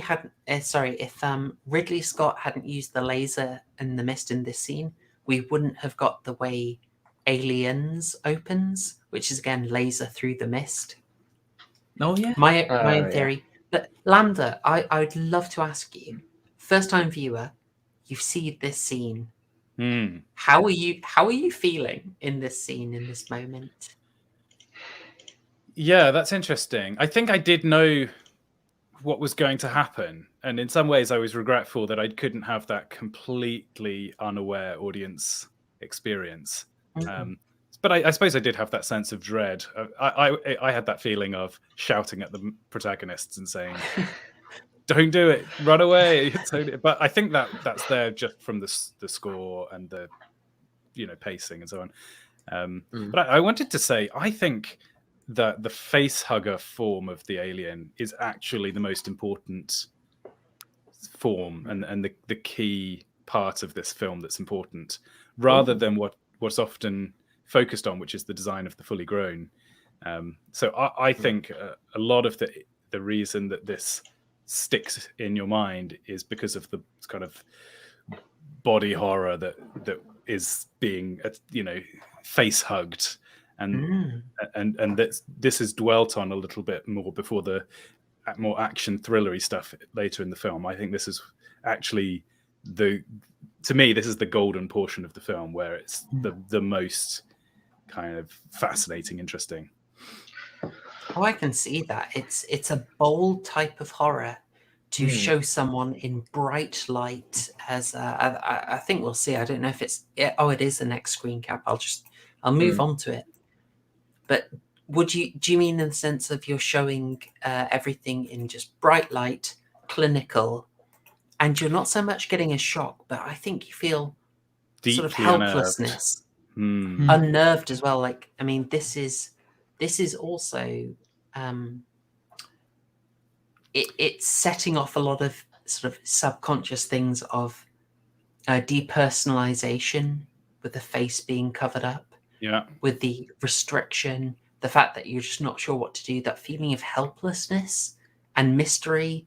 This is very different to man with a sack over his head and a check shirt comes and stabs you in a cabin.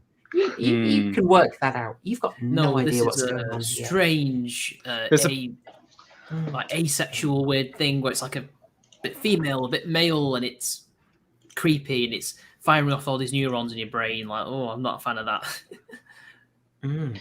There's a real juxtaposition here between the raw panic you would feel at having your mouth and nose covered, but then also the kind of sterile, placid environment. Suddenly we're in a light operating theatre, and there's this kind of uneasy, like they're testing it, figuring out is like at this moment we still haven't reached the point of crisis as far as the crew are emotionally feeling at this moment in the film.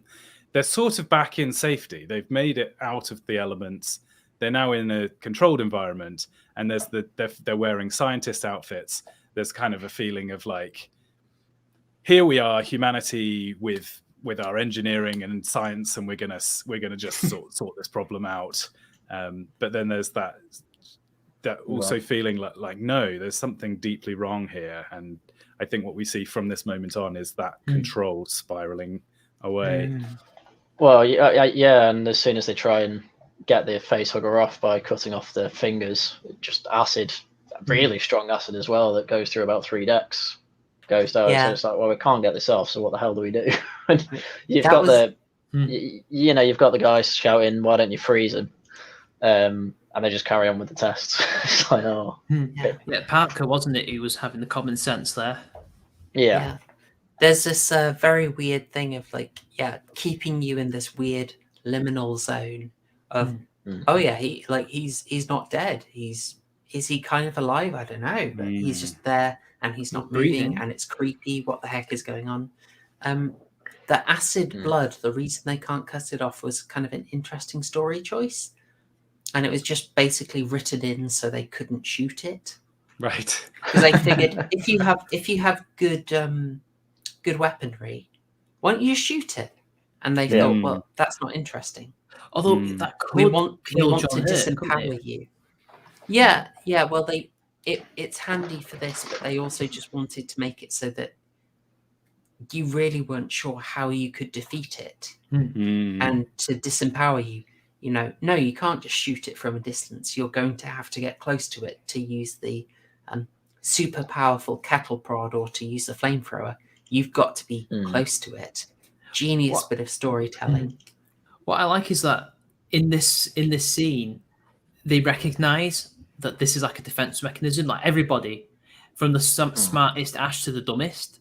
Well, they're not. Nobody's dumb in this film, but they all recognize that this is like, whoa, this is like a defense mechanism. And then during like the long hours where John Hurt is being impregnated, shall we say, Ash is doing tests, so he puts him in what we would now call an MRI, and you do see, I think, a few brief moments, something in his chest, a little bit, and then on the screen, which I guess is kind of like an ultrasound that Ash is also looking through his thingy microscope, and you can see that you can kind of see there's something in there. He knows there's something in there. He totally knows. And also he stops, I think it's Ripley, from looking into the microscope. Please don't look in that. She's like, oh, okay. Yeah, he covers the Hiding screens something. up when she goes to look, and he's just like, who knows what that is anyway? Let me he just shut down says, all the screens. There's this, that, and the other. It's made up of these elements, and it's a silicone, whatever. And it's like, really? Yeah. It's interesting that you say that all this about being impregnated. We don't know that yet. Well, we don't know, but we do. But this film is. This is a hospital. This is a going for a checkup, isn't it? That's what has happened. Maybe the audience even picks that up subconsciously. This seems familiar. Where have I known of scans before and people dressed in hospital uniform? Well, especially after you've just seen the ultrasound. I mean, this thing has come out of an egg. We've had ultrasound imagery. This film was very good at building in the sort of subliminal details to get you primed for what you're going to see. And,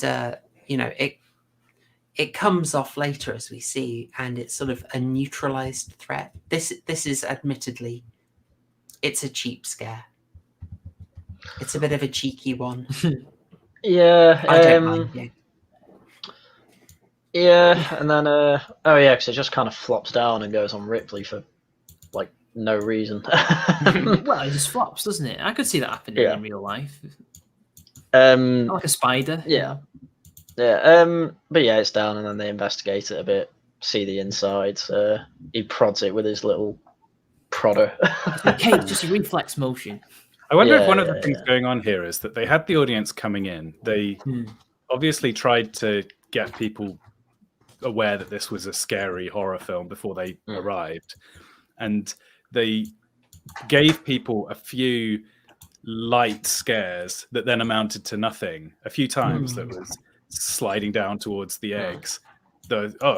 He's had this thing attack him, but he's okay. This thing's moving on the floor, but it was nothing. And almost just lulling the audience into a false sense of security, right? These guys, they can handle everything. It's just these little trivial everything that's happened so far has been quite tame, almost, except for what looked for a moment like a real crisis, and then kind of it wasn't ready for that big big bang. I would say that the lack of, because Kane didn't die, you don't get a tension release. Yes, you're kept wondering what's going on with that. Yeah, exactly. And I mean, I know it's later in the film, but then they keep using the cat to do that. They're in the cargo bay, the mini cargo bay, because it's a cargo ship. It's a bit cheeky, isn't it? Yeah, and they're like, the little alien will be in here, and it's like, no, it's the cat. And then they do that about 4 times more in the film, which I think was a bit overdone, but it does the same thing. It's is it the alien? Is it the small chest buster, or is it it's the cat? You forgot about the cat, didn't you? It's like, yes, I did. I did, but you've done it 4 times now, guys. Come on. So I wanted to. There's a lot of tension and wondering, and I just wanted to stay on this thread because I thought it was really interesting. Lambda, you talked about how we're being primed to recognize this as pregnancy care. What is John Hurt wearing? It looks like a hospital robe. No, wait, is that sort of? It's like a corset, isn't it? I was thinking, of course. This is a very subtle detail, but I think it's a very much it's a priming of that sort of subversion. Interesting. Yeah, no one draws any attention to it, but it's a bit Rocky Horror, frankly. Yeah. Of course, let's all do the face hug. Yeah, I absolutely love that Brett is just there on the right, just like, I know you've got a color scheme, but I don't care. I'm a bit of a rogue. I'm gonna wear my Hawaiian shirt. Right? I love this. I love this guy. Is this the bit where they got where is it Ripley or Lambda that goes, Brett, all you ever do when you talk to Parker is go, right? Yeah. Right? And then he starts saying it to wind them up. Right? He was fantastic. Like, very Yaphet Kotto and Harry Dean Stanton in this are amazing. I mean, they're Why weren't they getting in to more be the films? people you like the most. But I mean, just there are no weak links in this. I absolutely adore it. Yeah. Maybe Notable Lambda who's a absent little from bit. this shot. Ash. Yeah. He is in there. He is in there. He gets them He all just- in, actually, yeah. Yeah, But he isn't in the calls shot. them in. Yeah. Yeah, he's in the corner, I think. Yeah. Yeah, 'cause, they do the movie thing. It's like, like, come see this. It's like, what is it? It's like, just come see it. It's like, why not tell them they've woken up? It's I think he's trying to be, it's a surprise, you know. yeah. It's not the worst movie moment, but No. But again, He does it a couple probably- of times though to I can see a to real person Dallas. doing that, like, he's woke up, I'll surprise them, you know. yeah. As I say, it's not the worst, but yeah, he's up. They're saying, 10 months till we're back. Let's all go in Fez stasis. makes a good point. John Hurt gets food cravings. Oh yeah, he does say, let me eat something first. That's a good point. Nice. I'm Hey, starved. good catch, Fez. Good catch. I must have something to eat. Yeah. Well, And, how does that go? Well, it's Oh, probably the well. most famous scene in the film, isn't it? He's eating his food. They're joking about it. He starts laughing, and then he starts having a coughing fit. And then they're like, he's laughing so much he's coughing. And then no, yeah, he goes up on the table. They have to start trying to restrain him because he looks like he's having a panic attack or a seizure or something. And then is this a scene where Ridley Scott didn't tell anyone what was going to happen, isn't it? Oh, right. There needs to be a bit of myth busting, and this is something from Yeah, John that's Hurt himself. So, okay, they all read the script, and they all knew he was going to die, but they didn't know how. Yeah. And apparently, Ridley Scott had placed cameras at every conceivable angle, so they all knew something was up. They just didn't know what. Yeah. And I think Cartwright wasn't scared so much from the prosthetic because, one, he's underneath the table. They knew something was going to happen. Yes. Yeah. But she didn't expect the blood. So she's in character, and then this blood squirts at her, and Yaphet Kotto gets up as well. She just goes, ah! I think because she's in character, it sounds better because she's genuinely scared, but she's also acting at the same time. Yeah, that's the take I had because, as you say, the practicality is they know it's taken an hour or more to get John Hurt into a situation where he's in the table prop and he's got the fake torso and legs on, which you can work out that's what they've done, but you don't notice it at all because I think it's so well done. Yeah, because this is a scene you'd expect about 20 minutes in the film rather than an hour in the film. This is where we're a horror film, let's get the monster out quick. And this isn't even the full monster as well. But no, we're an hour in, and that's all just from the world building. And all that hour's told you is there is nothing but these 7 characters, and there's a load of other sprinklings of the corporation, the aliens, all that.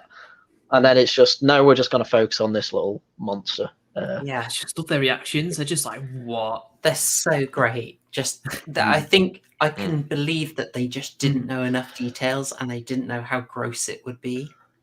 Yeah. Man. Yeah, it's just they must have known something was going to pop out. Yeah, maybe they did. The way. It's not the way. Yeah. All the blood as well. Yeah. And also in this scene when John Hurt, can't remember the character name, when he starts having Kane, when he starts having a seizure, Ash is just in the corner kind of watching rather than actually reacting. And then when he gets up on the table, he sees it happening before everybody else. Yeah, and he just doesn't really react. Because he's watching it the whole time. It's so good watching Alien and just doing an Ash watch. Just you always keep your eyes on him. Just be like, what are you doing? Every time, just like focusing on him. I really did that this time. Baggins is. Yeah, and he when the whole scene's done, they're all in shock, and Ash is just almost disappointed that he lost the alien. Because Parker's going to kill it. It's like, no! Yeah. It's like, no, we need to keep it alive. And Hmm. at this point in the film, I think most of the audience would be very sus of Ash. You know, he'd be the imposter, he'd be the one killing Yeah, I was people gonna while they're make in it- electrical I and was gonna stuff make an like that. Amogus, Yeah. I was going to make an Amogus joke. I've got to ask at this point, Ash, we saw Lambda. you vent. Lambda, how did you find this scene? Probably knowing it was coming, right? Yes, I did know it was coming, but it was. I mean, it was great. I think this is the scene that is worth the price of admission on its own. It's worth the hour-long wait for it. It kind of justifies everything else that happens. It's such a good,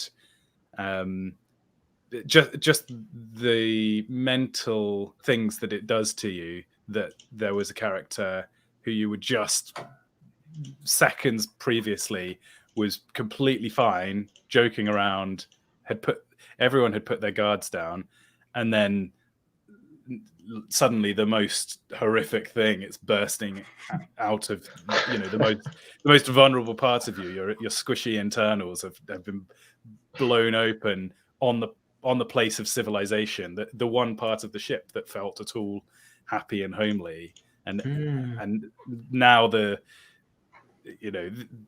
is the switch has been flicked and like the game is afoot.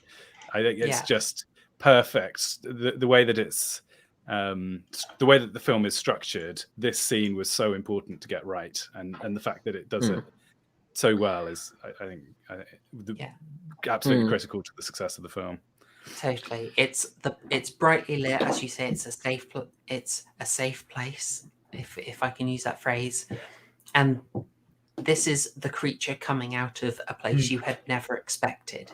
In terms of this isn't a monster busting out of the cellar or even busting through a window. You had no sign of it, but you can also see how it's come out of there. And when you realize it, it's even more disturbing. And on top of that, you've got all the psychological, subconscious disturbing factors of, this is a dude who was pregnant. It's busted out. It's torn him apart. But you've got the kind of, I think of it as concentric circles of safety, right? The outside of it is space. And we've been told even from the poster how dangerous space is. It's just there's no humanity. It's empty and terrifying. At least then there's the walls of the spaceship. But most of the spaceship looks quite intimidating and scary. But you've got this room, which is actually brightly lit and comfortable, and they were having a nice time. They've got the little bird feeder thing going.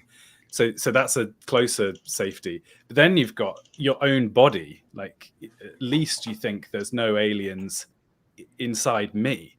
But actually what this scene is saying is that the evil was in you the entire time, waiting to burst forth. So it's an absolute violation. I mean, the word violation is interesting, right? Because when we have to talk about the sexual undertones here, the face hugger going in the mouth to impregnate, and then like that ripping apart the body is a very deep primal image, isn't it? It's kind of like the fear of dying in pregnancy as well. That's every woman's who's pregnant anyways fear that I could die, that the baby could die as a result. And I just want to comment on the acting in this particular screenshot. Look how close the three of them are, touching each other. Like, oh my god, you would totally be grabbing onto the biggest person, or the nearest. I just love it. They just everything about it is so realistic. Yeah, that's what it is. It's beautiful acting. I love it. Yeah. And then there's a really unceremonious kind of funeral scene where his body's just jettisoned. They're not out to sea, unfortunately.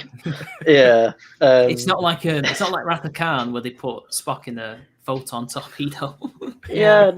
No one says got anything to say. Yeah, no one says anything. They just kind of go eject. No. Which is a shame because he looked like quite a popular member of the crew by the look of it. Yeah. The coldness of the film, though, the way that humanity is like, to be 6 people in the depths of space is already pretty lonely. Yeah. And then you discover they don't even care enough of it. They're just bickering. Any facade of friendliness disappears once it's doing a job, It's important. by the way, says, at least he didn't come out of his wee-wee. Well. Oh, that, you know, in terms of other ways they could have done it, there was discussion about an alternate version where they could have the alien basically more claw its way out. So it would get mostly out, and then you'd see it drag itself out. But I think they couldn't quite get that to work, so they didn't go for that. It's much better with the popping out the chest, isn't it? The bursting. I think the only thing I don't like, well, yes, it is for one reason, effectively because in terms of further sort of psychosexual disturbances, it's a lot like an erection that's just come out of him, because the way the thing comes out, it's a very phallic design. And the idea of that presence there, but it's also bloody and destructive, and it's meshed up with the sort of male pregnancy aspect. It's pinging so many sort of subconscious switches to tell you, oh, this is wrong, this is disturbing, this shouldn't be happening. It cries as well, like a baby, doesn't it? Yeah. Yeah, it's screaming as well a bit. Yeah. You get a lot more on the psychosexual stuff later, obviously, with the creature design, but I'm sure we'll talk about it when we get to there. And another inversion is, of course, you've given birth to a creature that is different from you, and that's quite a threatening concept. What are you going to birth into the world? And the fact that everybody cowers away from what has just come out again is a subversion of the birthing idea, rather than having everybody around coming in and supporting. They're running away. I mean, understandably, don't blame them. The chat is having an absolute fun time with the jokes here. Like the South American fish, boing. Oh, very naughty chat. Well, this sort of they should stop making me laugh, because it looks rude. Like I'm laughing at everybody talking, and I'm not. I'm really enjoying it. Okay. So go on.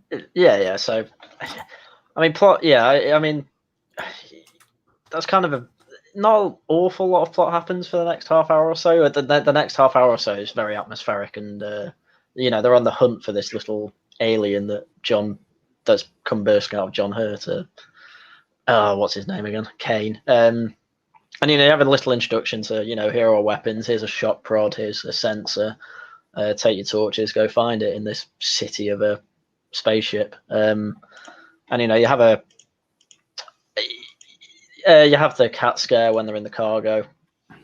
I wanted to mention something about the lack of things that happens in this portion, because there's a tendency with sequels and also with just follow-up films trying to recreate what's gone before, that you've had 2 big scares in your film. I'm going to have 3. I'm going to have 4. I'm going to have 5. But this film, I'd argue, would be significantly worse if it didn't leave the portion afterwards to kind of reset the tension back there. Like you've had this experience of shock and horror. There's no point just delivering another shock and horror immediately afterwards. You need that graph of the tension going up and down. So the patience of the team at this point is commendable. Yeah.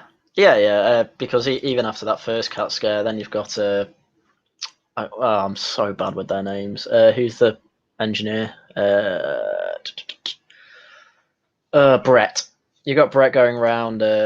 They split up and look for clues, as they would. And Brett goes around and actually finds the alien has shed its skin, which he doesn't think much of, and he doesn't tell anyone either, because he just wants to find the alien and get it over with. He knows it's bust out of a chest, but he could probably take an alien that's 6 inches long, or however long. So he's going around. Yeah, he's going around the ship a bit. Sees the cat, tries to get the cat to because he's gone specifically to look for Jones, the cat. So he finds it. Also after finding the skin, as I say, he says, come here. Tries to coax the cat, and then the cat hisses, and he looks behind, and there it is. There's the xenomorph. It's one of those perfect horror moments. Just you get a real close up of it, and that's all. You can't really tell the shape of the alien properly. You just know it's got 2 mouths, and it's just a quick scene where you see him get dragged off, and it's all very dark. Perfect horror. You see the cat's reaction, which I don't know how they found a cat that was that well behaved, but yeah, very commendable. Good scene. And it's as you were saying before, Lambda, that whole scene takes about 10 minutes from when they see the cat to when he gets killed, and the whole time it's just something's going to happen to him. Oh yeah. But the way it happens, the audience doesn't see it. Well, I didn't see it coming anyway. There's an extra thing that makes it lovely here. So I got this very specific screenshot. So what do you notice about the way this is framed or shot, I should say? Is there anything weird about it? There's rain. Looking up. There's that. I'd say. So, who are you meant to look at there? It's Brett. Yeah, it's Brett. Looking but he's out of focus, isn't he? Yeah.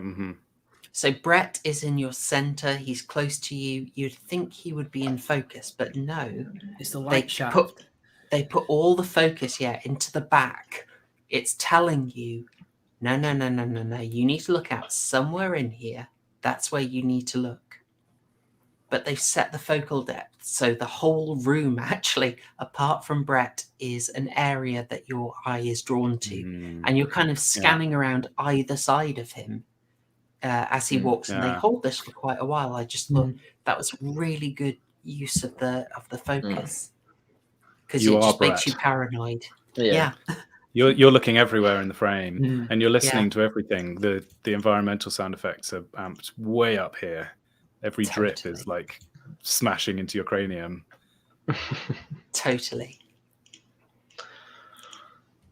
Sorry, I love that. I had to point that out. Mergut says they're hiding the alien. Like it's probably there somewhere. Yes, I mean a major facet of the design. I mean, we almost never see the entire alien in that this was partly movie because I think the actor he was too weak for this to do it in like long spurts. Because just because he was 6'10" tall doesn't mean he was very strong. Like I think the day the Earth stood still had a very similar problem. Like the guy who played, Klaatu, is it? Klaatu. That's the robot, right? Yes. Yeah, he wasn't very strong. He could just about wear his costume, but when he was told to pick up the actress in the bit where it saves her, the iconic one. Yeah, he couldn't hold her. Huh. Interesting. But then you look at Predator, and the guy who plays the Predator is running around in this heavier gear, just like it's nothing. Kevin Peter Hall is a machine, man. And that's why they had to use it not as much as they could, because Gláeddyv just wasn't strong enough. Yeah.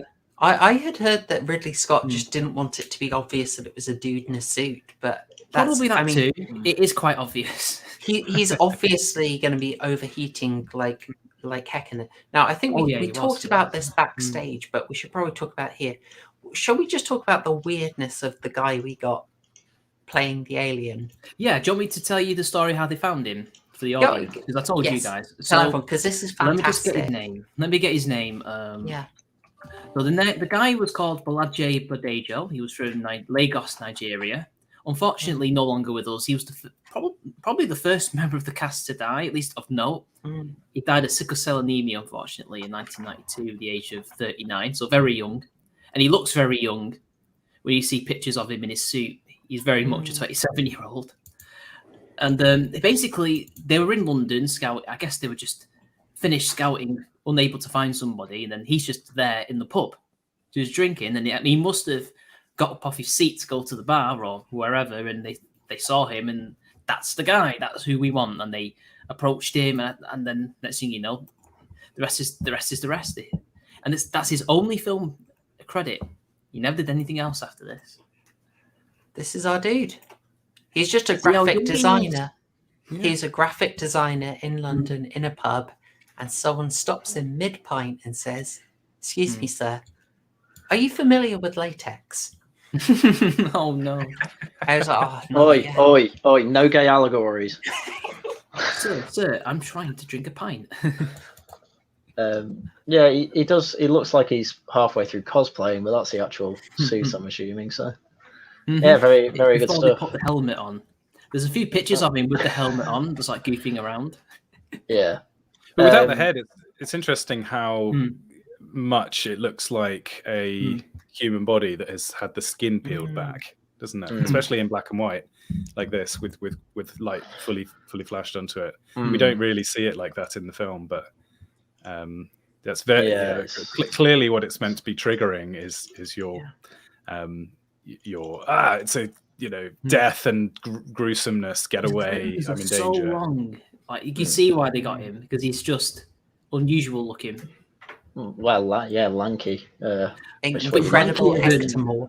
He's basically lankier than most lanky people. Hmm. I assume that his hands actually stop significantly Probably, shorter than the gloves, right? They probably do. Yeah. That's just skeletal. I would describe the overall appearance of this shot. Like a reanimated skeleton. Yeah, it is. It is supposed to be kind of an exoskeleton that the kind of an insect alien has. isn't Yeah. I wanted to just get this in. I know I'm holding it, but I have to. I'm going to complain about the movie. Oh my god. What? Steady. I have two complaints in this one area. One, I don't like how quickly the alien has gone full size. Yeah, I thought that as well. Yeah, is it eating? What's it doing? I would have been very happy with a scene where they are exasperated and they say, "We've hunted for this damn thing for 2 days. Where the hell is it?" And they next uncover, they uncover the skin really early. Then they uncover a second skin that's much bigger, and that's a sort of this tap should to have that. been 3 hours long. They could have shown I that would maybe take rummaging through the food, eating food, catching maybe rodents that might have stowed away on the ship. Yeah, just Well, something. let's play the game that you're actually Ridley Scott then, and you have a limited budget. What are you going to cut? Yeah, you would probably cut that. Yeah, I just want something. It's kind of a nitpick. But it's a logical one. It does make sense. It is a legitimate criticism. And I was thinking that as well. I was thinking about it. The other thing I had a problem with is Brett wanders on his own for quite a while. The second he dies, Parker and Ripley are there in like seconds. That bugged me. Yeah, because he's sent to get the cat while they're off. Yeah. That's my best nitpick I could do. They were told to stay together as well, weren't they? By Dallas. Yeah.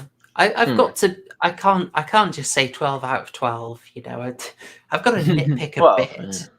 Yeah. Okay. So no such thing as a perfect film, anyway. Except Candyman. Well, but I think you could just have a little montage to show that it's taken them a while to find it. Have a day counter going over while a montage searching. Yeah, montage. Exactly. Yeah, montage.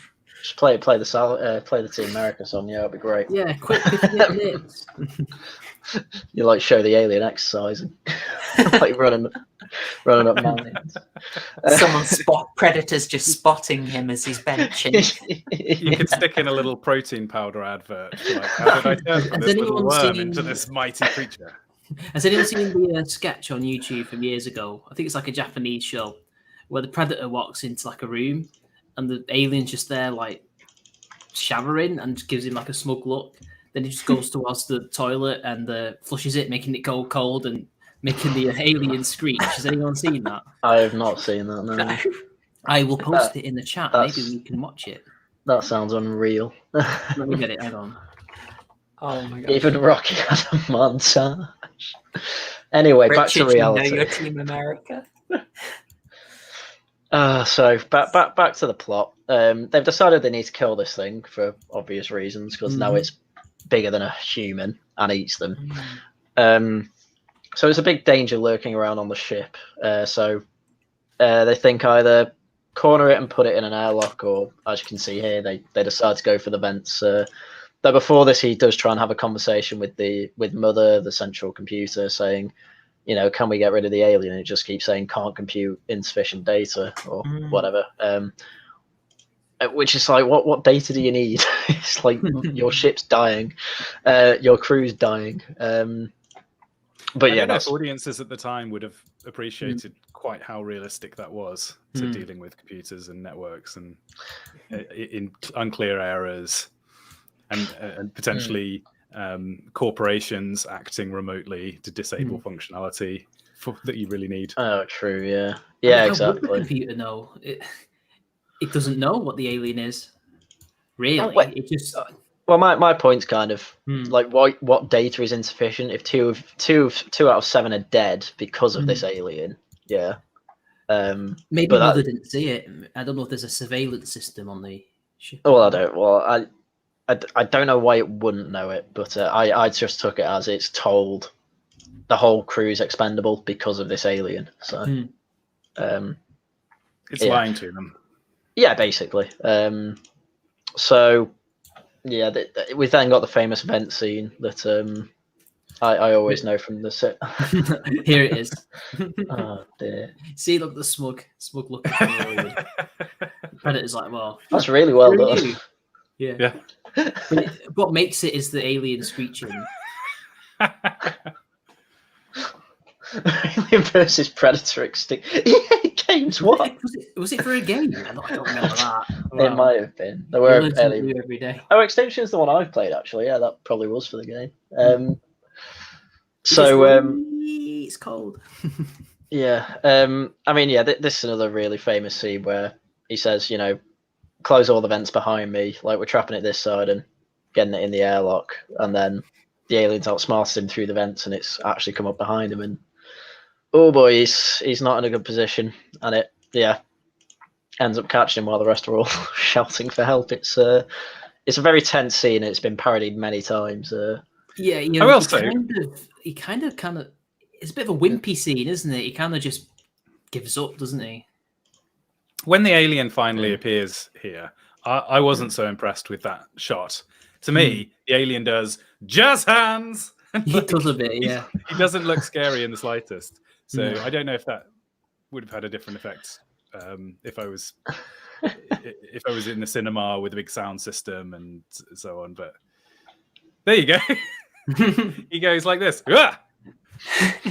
Well, actually, and they should have cut sooner. The issue is there's about 10 frames of him stationary at the end of the shot. And it's kind of raises the question of all these stationary alien shots that if you stop and think, why is the alien visible for, like, frequently you see the alien standing right in front, opening its mouth slowly. Why? Why is that the behavior of this super predator? It's just the way it is, I think, right? That's how it's always acted in the films I've seen. It seems actually, it's kind of a what was the phrase you used, Lambda? A jumping off point. Oh, okay. Yes. This is something that it does here, and it's built into the design that the alien blends into the environment. If you want to shout contrivance, you can totally shout contrivance that the ship has very dark areas with pipes that he can blend into. But we will shush that contrivance. Perhaps it's a the corporation designed the ships to, expedite the return of the alien. Well, possibly, but then you've got the other alien ship that looks like it's made of like black bones, and then these aliens have black bones. It seems to be a thing in this universe. It's a lot more coherent with the place it comes from, as you maybe expect. But this idea of it hides in the background and it blends in was really picked up and run with by James Cameron. In Aliens, there's a bit very much copying the scene where they're using the tracker to track where these aliens are, and they're finding out similarly the tracker's really active, but we can't see any aliens. Where are they? And they're really into they're literally in the walls, and they unfurl, and it's one of the most iconic shots. It's amazing. One of the best gun battles in the film as well. Oh, so good, so good. It's It's where the captain redeems himself. Yeah, we won't go into too many details about Alien. I 'cause might rag on James haven't Cameron, seen but it, it is a good film. As Oh, much as it it is, pains it me to is. say. Yeah. But it's one of these jumping off points that is there, but it's not over explained and over dwelled on. It's just kind of in. But for me, the thing that makes this is just the tracker and everyone's helplessness watching the guy being unable to give advice. This is just I would say it is a bit of a weak payoff. But there's a reason why he does that. Oh, go why on. he grabs. Go on. There's a reason, but it's at the end. Yes, good call. Good call. But Yes, it would have been scarier if he didn't see his arms. Instead, he just kind of shoots his head. But then again, it's probably the actor's limitations. Not being particularly strong. Maybe, Yeah. or maybe it was direction. Maybe he was told to do that. I've just noticed. I think they should have edited it down. Too many frames on that shot. Yeah, it was a bit too. Yeah. It's also incredibly found footage. Lambda, I'm guessing you've not seen too much found footage, but this sort of... No, I'm aware of it. Yeah. I know the concept. Yeah. I should watch one of them because I'm quite interested. Even though it's well, what would you recommend? What found footage movie would you? Blair Witch Project. I think it's the one that everyone goes for. Yeah, that's a bit of a classic. If you want to go a bit off the beaten track, there's Grave Encounters 2, which has a quite nice subversive angle to it. Okay. Grave Encounters 1 and 2 are quite fun. If you liked Blair Witch Project, then the 2016 sequel by Adam Wingard, I really liked. I know it's controversial.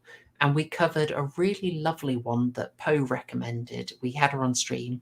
It was called Butterfly Kisses. But it's very meta. So it's worth seeing that after you've seen a few found footages. Yes. And then it pays off really well. Yeah. Exactly. But this seems to me it's just they weren't doing found footage here. But when was home video a thing? Would audiences have known about recording with their own cine cameras? Oh, totally. Yeah, okay. But I mean, it's more accessible in the mid-80s. Right. But yeah, people were doing home recorder. Like maybe people will know this better than me, but the move on to tape rather than cells is sort of a big thing, I believe, in making home recording more accessible to people. And possibly just enraging people who know more about this stuff. I'm quite weak on my history of actual cameras. I'd like to know how they managed to smuggle those massive cameras into cinemas to film Star Wars. Because there is legitimate audience recordings of the moment where everybody found out the big reveal. Based. How did they sneak it in? Cinema employees. Cheeky cinema employees. So I got told by someone who worked in a cinema that they would know something big was coming in, and if it was something everyone was interested in, a big blockbuster film, they'd be up on after closing and they'd all watch it until 1 a.m. They have a little staff only party, break out some tinnies. Oh, that sounds pretty cool. Yes. So I'm thinking like this is basically setting up the format of a scare that, especially with the flash to static. Yes. That is just found footage directors are just there taking the notes, being like, yeah, I love that. Lovely. I can build a 7-part franchise called Paranormal Activity over that whole concept. Brilliant. I thought you were going to say Avatar then. But yeah, it's I mean, we find out why it's a grab, but it slightly breaks it for me. Or not breaks it, tarnishes it for me a tiny bit, the cut to static. It just felt like a little taking me out of the logic of the scene. You mean, how come the alien, when he lunged, also took out the camera? Yeah, that move of lunge, static shot, it just sort of took me out of the moment a tiny bit. Here's my headcanon. Ash cut the feed. Based. Oh yeah, he might have, I don't know, set off his flamethrower or something. Who knows? I always forget the static's there. To be honest, I mean, I've got to go in again. Yeah, there is static, and I'm kind of going, wait, why? Yeah. My brain's not picked that up before, so. So they're regrouping after this, and I pointed it out with Brett in his scene. They make great use of focus again here when they're discussing what the heck to do, because they just lost the captain, right? Yeah. And the focus stays on Ripley the whole time, just sort of reminding you, she's a captain here. Yeah, and she's got a head about her as well, whereas what's the female engineer called? Lambert, Lambert's just losing it. Basically, the headlights, yeah. Yeah, Ash is just in the background, not caring again because he's not human, and he has an ulterior motive. Yeah, and Parker's just saying we need to kill it, basically. God damn, gotta do it. Yeah, he's being a lister from the polymorph episode. Go down there and twat Let's it. go in there, twat it. Now I think we need to go and talk to it and come to some understanding. Yeah, so obviously Ash is not telling all, and Ripley at this point just knows. So she decides to go to Mother, try and get clarification on this alien, and it basically just says you can't order 937. Only officers can see. So she then tries to override it, ask what's this special order. I don't think the computer actually tells her. Right. No, it does tell her. It just says, all the crew can die. All other priorities gone. All that matters is that the ship returns with the organism on. Rip. is about all you can say. We're all agreed, I'm guessing, that this wasn't the plan from the start, but once they noticed the signal, the corporation says, you've got to go on that, because this isn't the crew you would send if you were trying to... Okay, no. we're all on board. Yes, so they're just a bunch of truckers. Yeah, but they're there to bring back a big mining ship with 2 trillion tons of mineral ore or whatever it is. Unobtainium, yes, of course. What crew would you send? Trained soldiers, probably. Yeah, one like the second film. Trappers, Interesting. I kind of... the way I read it, and maybe you're right, maybe even in the extended universe, this is now makes more sense. But I thought this was the plan A, that the crew would die and that the alien would pilot his own way back or something such. But then why would the alien go back to the corporation? So I don't know. The alien is just a killing machine. It has no idea how to work technology. That's much we know. Well, there was an alternate ending where the alien shows some weird intelligence. Do you know about the alternate ending? No, I've never seen it. Okay, good. Well, it was never filmed as far as I know, but originally one of the script endings was the alien would eat Ripley, and specifically it would bite her head and bite into her brain, and it would then go to the comms of the ship and then speak in her voice. To get directions for where to go. I know. How glad are you they did not do that? I mean, imagine the guy walking in his suit to go and... this just doesn't make sense. No. It's very Game of Thrones season 8 vibes, that. Yeah. Also talking I may as well bring up a nitpick. Is that a typo on Ensure? Shouldn't that be Ensure? Yes. Yes. Okay. Ooh. Or is it a pun? It could be a pun. Given its mother saying this, I think it's just a typo, personally. Yeah, so, I mean, that is completely inconsequential to the plot, but I just saw it and I'm like, my brain was like, that's a bit weird. Would it work within the logic of this film by itself that the alien, the what was it called, xenomorph species, have actually remotely hacked the ship and overridden Mother, and Ash was working on their side because he'd been reprogrammed? Not within the law for what we later got of the xenomorphs. Isn't there a scene between Dallas and Ripley where they talk about Ash and she doesn't trust him, and it's like, well, they had the previous science officer who was removed, and they've been on like 5 issues. Oh, they do, yeah. And this is because of because of Kane, and Dallas was delegating the scientific decisions to Ash, and Ripley's like, you can't just do that. Like, we don't even know this guy. He gives me the heebie-jeebies. What are you doing? And Dallas is like, I'm just a captain, man. I'm just a trucker. I don't know anything about science.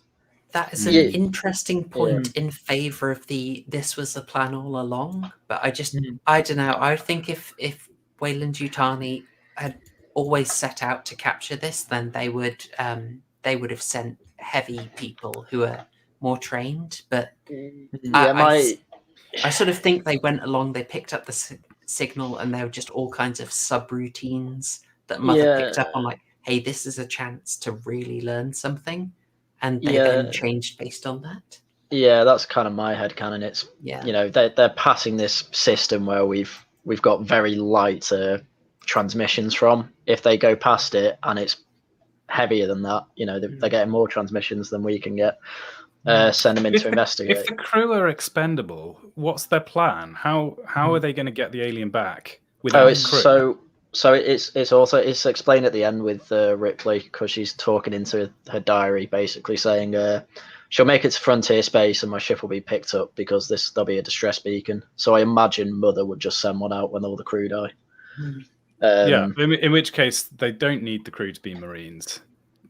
No. If the crew are Marines, they probably kill the specimen.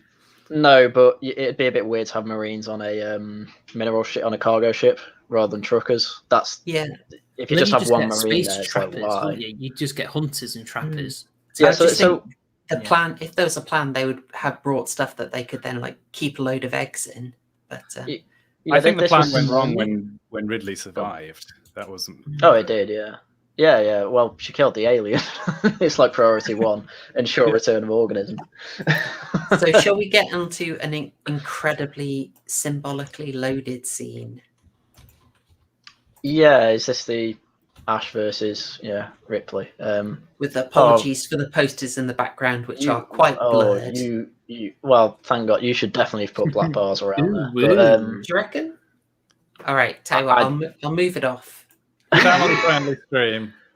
I thought it was quite blurry. It is quite blurry, but okay. It depends if you trust. Can I just say that Susan. I trust Susan? Yeah. There we go. Is that better? That's much better. Now that's a gay allegory. Days into November. Jesus Christ! Sorry, Chloe. Sorry, folks. Sorry. By the way, can I just say that I keep thinking of Sigourney Weaver on Twitter. Oh, no. When I think of Sigourney Weaver now. Okay, so without showing that, it's a bit unpleasant. There is porn in the background. What? And this isn't? Sorry, Haryan, do you want to cover just the plot, and then I'll do the symbols for this scene? Yeah. So after Ripley comes out of Mother, leaves the Mother room. That still doesn't sound that good. Ash is right there, who she kind of confronts, and then she kind of confronts, and then they get into quite a bit of a fight, and she's clearly being overpowered by him. Where he's literally just throwing her around, almost robotically. He's just grabbing her by the clothes and just throwing her around until she's bleeding, and then she gets knocked out when she lands on the bed, which is next to the porn. And he's there to kill her because he knows basically that the ship's going to allow them to die to this xenomorph, and clearly she doesn't trust the science officer because only the science officer can see it. So he's clearly in on it, and he'd know this. So from there, the other two, Parker and Lambert, hear the struggle, fight him off, and then eventually, as you can see, behead him, and have this scene where they talk to Ash. They do a bit of reconnecting. I mean, I really like the androids in this universe. It's just, it's all sci-fi stuff, and it's more organic than wiring, but it's still clearly a programmed robot. And for some reason, they chose white bodily fluid for it, which I wouldn't have gone for. Well, they did that on purpose, didn't they? Well, possibly. It avoids showing some blood, but also it's a key differentiator. But okay, so I mean, something I picked up in this, and this is one of the things I was this is one of the things that got me puzzled because I'm watching this. I was just like noticing, as well as the sort of gender subversion stuff, that some very strong sort of rad femme messaging. Really? Okay, right. So that's how does Ash try and kill Ripley? Ripley. He just tries to beat her up, right? He puts a magazine in her mouth. mouth. Yeah. He's trying to shove something down her throat. Yeah, he's trying to. Also, he's like trying the to. facehugger. He's trying to. That asphyxiate goes to her, my though. theory that it was the aliens who reprogrammed him, and he's acting off of their. Oh. I don't know how the aliens could do that. They're just animals. What I picked up on is she gets pushed into that booth, and we see all this porn on the wall. It could have been any kind of magazine, though. Right. We see all the porn on the wall, and then he's pushing her down, trying to shove something on a bed as well. On a bed, pushing the man, pushing the woman down on the bed, trying to shove something down her throat. Just after we've seen porn for the first time, I think it's a very clear conflation of porn and sexual violence, subliminal. Well, he also when he goes into that bedroom, he also walks through these weird like childish mobiles that hit his head. Yeah, but he's also a completely asexual being. So why would you get him to do it? You just get a person who actually feels sexual feelings. He has no feelings for her. She's just a nuisance. That's it. I think in the radical feminist mind, then rape has nothing to do with sexual desire. It's pure power. Correct. I don't buy the rad femme aspect of it. Well, it doesn't matter if you buy it. This is their film. This is not us. Really there. None of us are like having to hold the position. It's noticing what a screenwriter has written in, and I don't know if it's Dan O'Bannon or if it's Ridley Scott, but these are sort of subliminal details that have been built into the film. I mean, when we get to the end, I mean, I'll give in that I think there's a heck of a lot of sort of pro-choice stuff built into the film. I agree with your take on this scene. I don't see how it could be about power. She's clearly cottoned on to what's going on, so he has to get rid of her to hide it from the others. So it's not really about power. The way he's killing her is nonsensical. Like, why is he shoving a magazine down her throat? Why not just he's trying to strangle her, right? It's stupid. Yeah, he's better off strangling. Well, that's It has to do with the alien in some way, right? The going in the mouth was what the facehugger did. I'm pretty sure when the alien kills two of the other crew, the inside mouth smacks them in the mouth as well. So it's like he's been embodied by I mean, he's clearly working for the same force. So there's a thematic, like, this was 4 or 5 times in the film, the death happens by something going down the throat. Then you've got to say, what's the filmmaker saying with that cause of death? Why is that the particular obsession? He's got a barely disguised fetish. It's got to be a sexual message in some way. People criticize films that with the link between sexuality being like, isn't there a common trope in horror that the characters who have sex then die? Oh, totally. In fact, it's quoted in Scream from 1996, directed by directed by Wes Craven, written by Kevin Williamson. It's one of the major. Sorry, Lambda, we've got a joke about we reference Scream in every single stream. But then again, I'm glad that's happened. Nobody has sex in it though. Nobody, except for But they symbolically do. Symbolically, they do. This is all working on symbolism. Wait, but who has and in this symbolic case, like we're making the leap that oral intake is like oral sex, I guess. But but maybe that's a leap. But this scene does have the porn on the wall to kind of reinforce that idea. Yeah. And then there's the fact that after it happens with the facehugger, you get insemination. So I think there's enough substantial evidence that this theme exists, and therefore it's coercive. It's the commentary then from the film would be, I guess, that the masculine impregnation is evil and bad and is associated with the aliens and the robots. Which is weird because doesn't Ridley Scott have kids? Well, my take is that I think Ridley Scott is probably the main feminist influence. Like, we've got to remember he did Thelma and Louise before this. Wait, let me check. He has Was 3 it sons, before? so it's like he can't be against having kids. Well, you bear in mind as well, all of these examples, there is no consent. So there are radical feminists who say every time sex happens, it's rape. Andrea Dworkin, from enough in the 70s. Yeah, that is true. Guys, sorry, apologies. Thelma and Louise was 1990s, but nevertheless, that does indicate that he has these preferences. I think it's worth looking into. I'd suspect that he is possibly the guy who's built this commentary in. I mean, while we're on this, since we're talking about subliminal, shall we just do the pro-choice stuff now?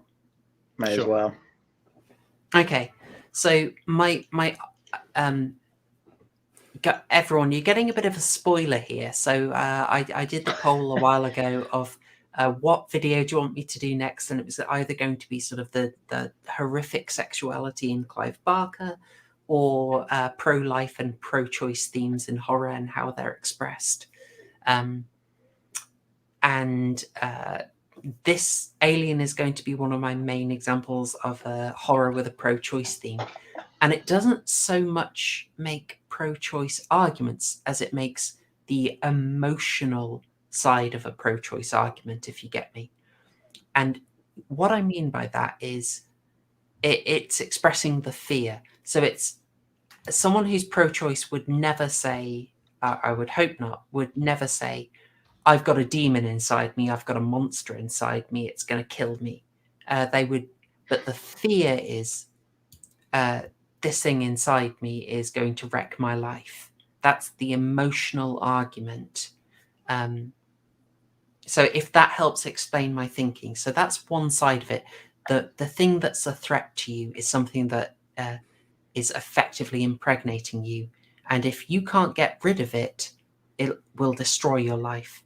Furthermore, when it's in you, the face hugger, it takes your voice away. It takes your face away. You lose your identity. And it's that fear that you stop being who you are and you just become a pregnant woman. And you lose your ability to advocate.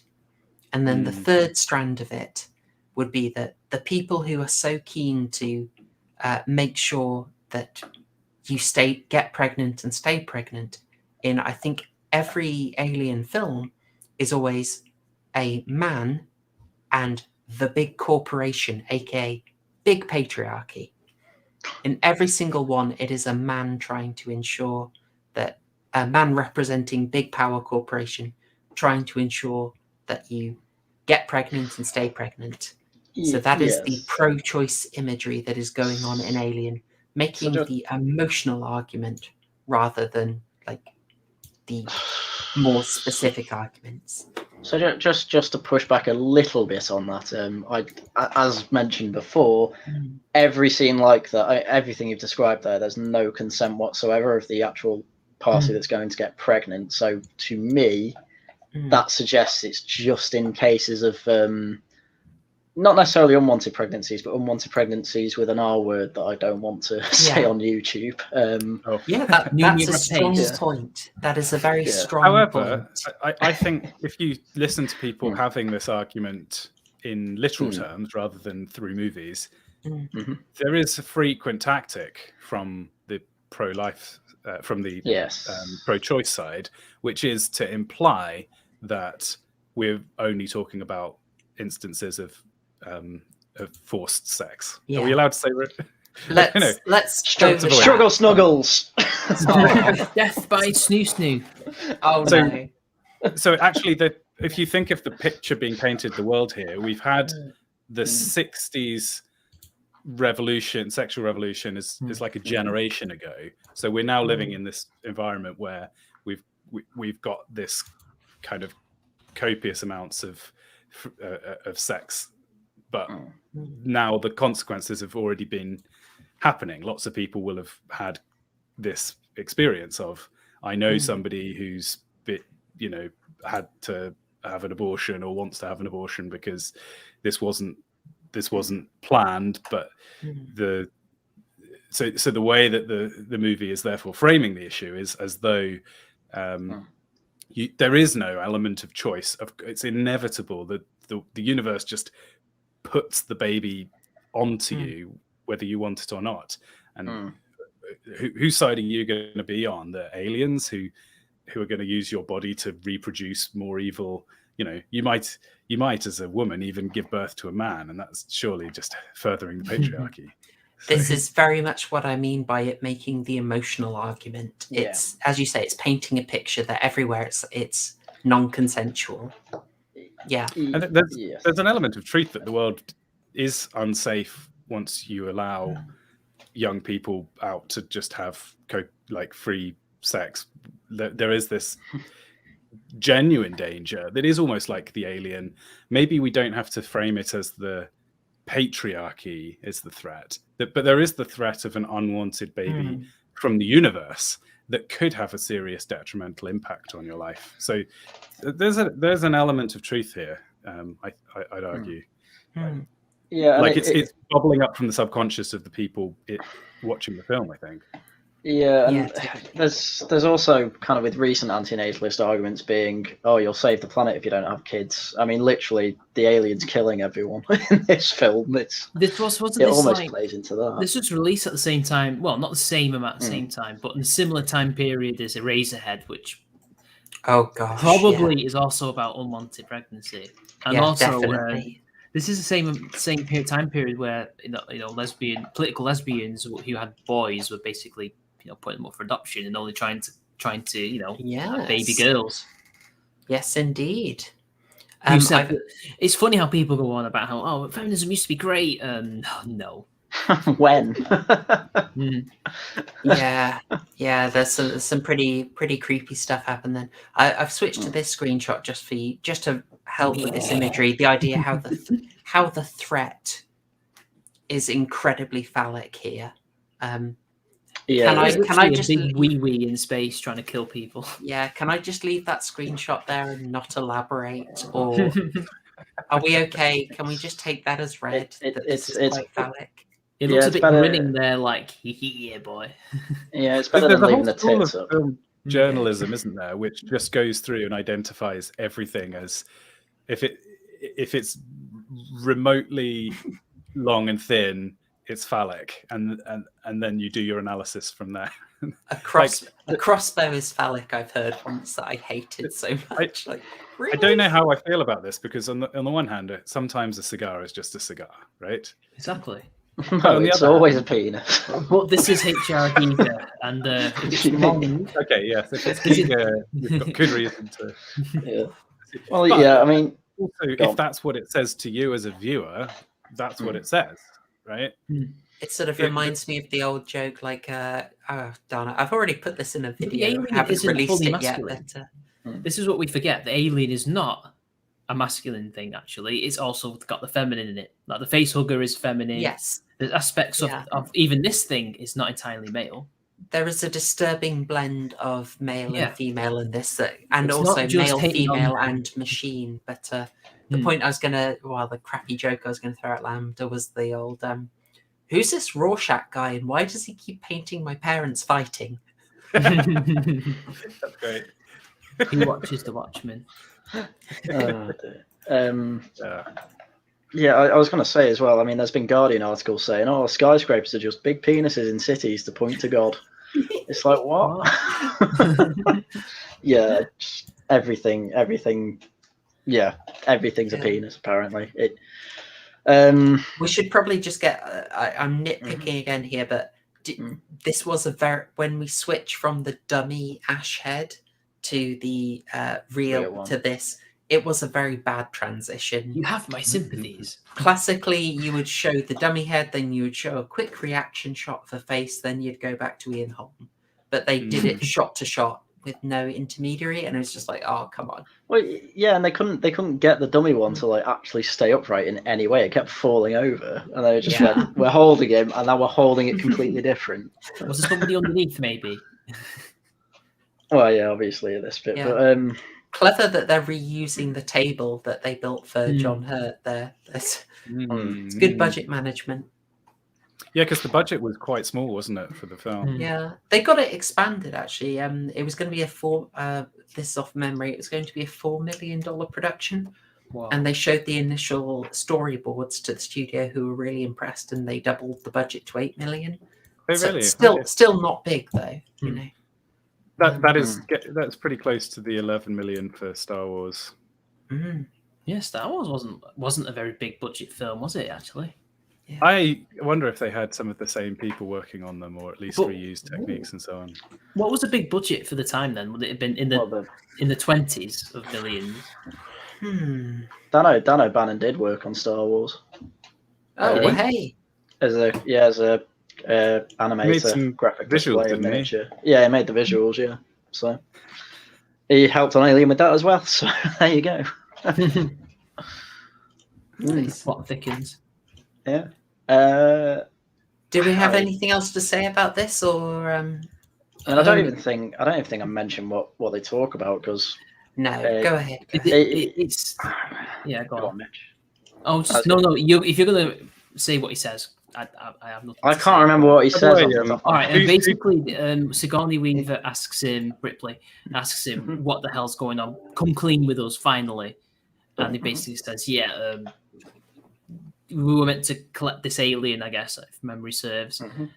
And then she asks him, can we actually defeat this? What do you actually know about it? He's like, well, it's the perfect killing machine. I admire its purity. Because they're accusing him of kind of almost supporting it, loving it. And he's like, no, I don't. I admire its purity because it's the perfect killing machine.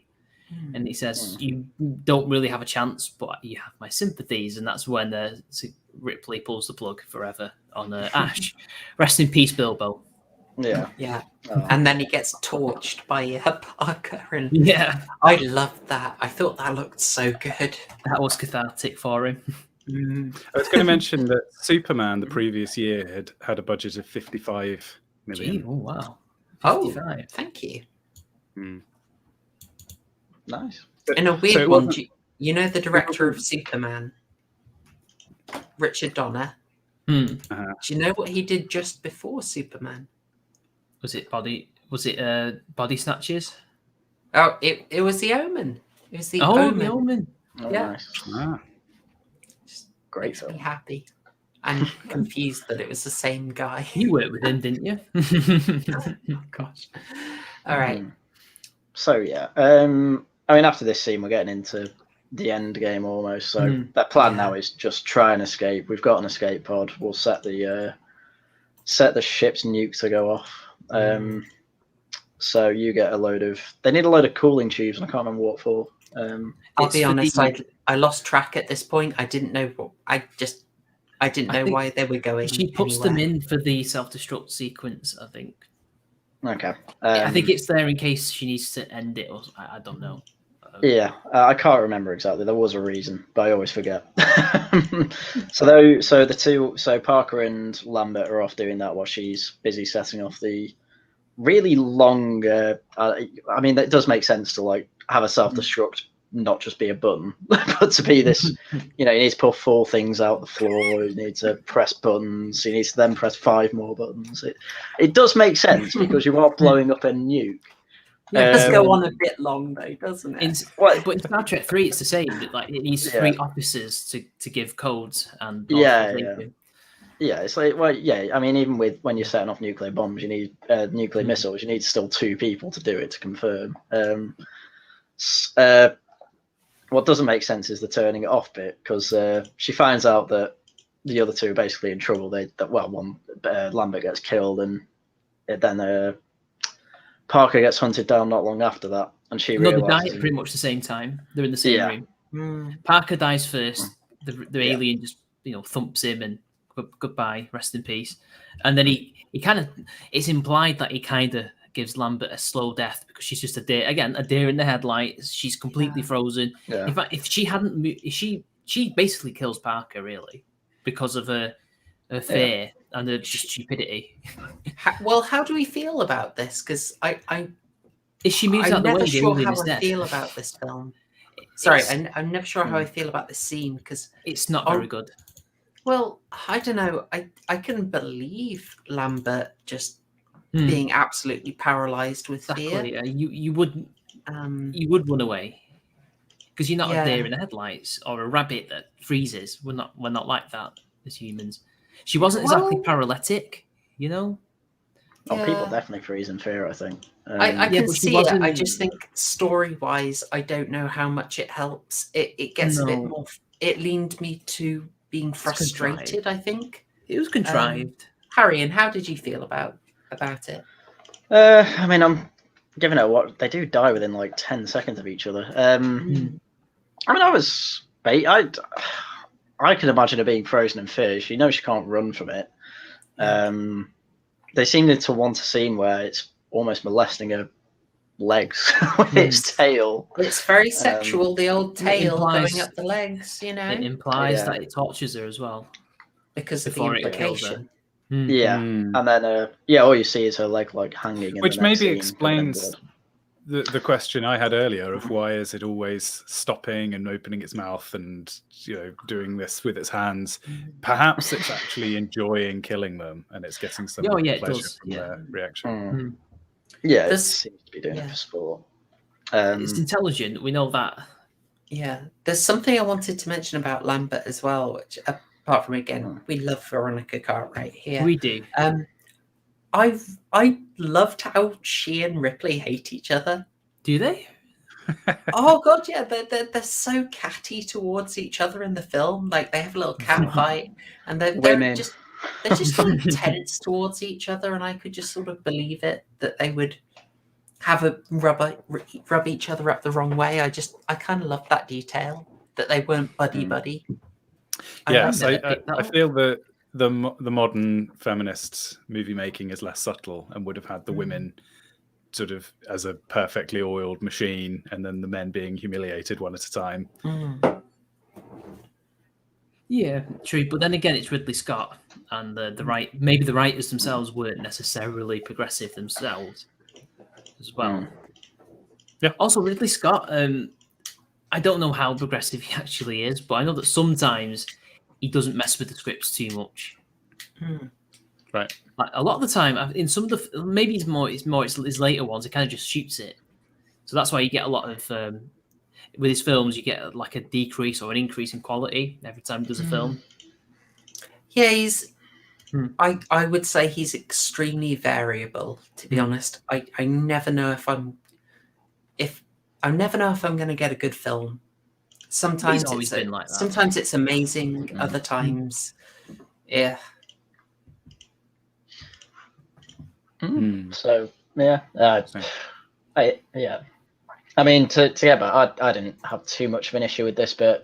Lambert's just been useless throughout the film. I can imagine she'd be useless there. And I still don't know what Parker's. she does. What does she actually do on the ship? She's one of the ship's smokes. engineers. Is Yeah, she? she smokes basically. I think so. What does it say? I thought is it Ripley that pilots? Oh, she's the navigator. Sorry. Oh right. Oh, there we go. What's going on? I was just coughing, but I didn't want to do it in the microphone. So she's the navigator, but yeah, she was useless because I think when they're landing the craft, she was useless when they were landing the craft because then they have a massive hull breach. Like, why even have I it? thought they just landed on some rocks. Well, they did because of her. But it only shows So- the feet of the ship, or whatever you call it. Yeah, I landing on know. The rocks. I just took that as a there's something going up in it or whatever. I don't know. God damn it, So- Lambert. Yeah, so after Ripley sees that they're both dead, and then she can't get a cat because the xenomorphs like above it. She then goes back to try and stop the self-destruct, and this is the thing I don't like. Why would you have like when you stop a self-destruct, you don't usually just do a reverse of what you did in the first place. It's usually just a big red button to say stop. Or that's at least what I'd have. So it's a bit of a weird design, in my opinion, especially since it's like, the cut-off's 5 minutes. Well, no, the cut-off's more like 3 minutes because it takes about 2 minutes to go backwards. I wanted to ask people, I kind of lost what Ridley was up to when she goes down the corridor, she drops the cat, she runs away. I couldn't follow her line of logic. Why did she drop the cat? Keep the cat. Also, she's when she has the cat in the box, like she's bashing it. I'm surprised the cat didn't die. To be honest. Yeah, she's very savage with an obviously empty cat box. If I'm criticizing, I feel this is where we could trim the film. Like we end up making it, much more direct, but ultimately, all we need is for there to be an encounter with the alien. She goes and sets the emergency detonation, giving the alien time to get into the shuttle. That's what has to happen storyline. But it feels like we have like 2 extra beats with her seeing it and running back. And I think you kill the other 2 crew members off screen as well and have her discover their bodies.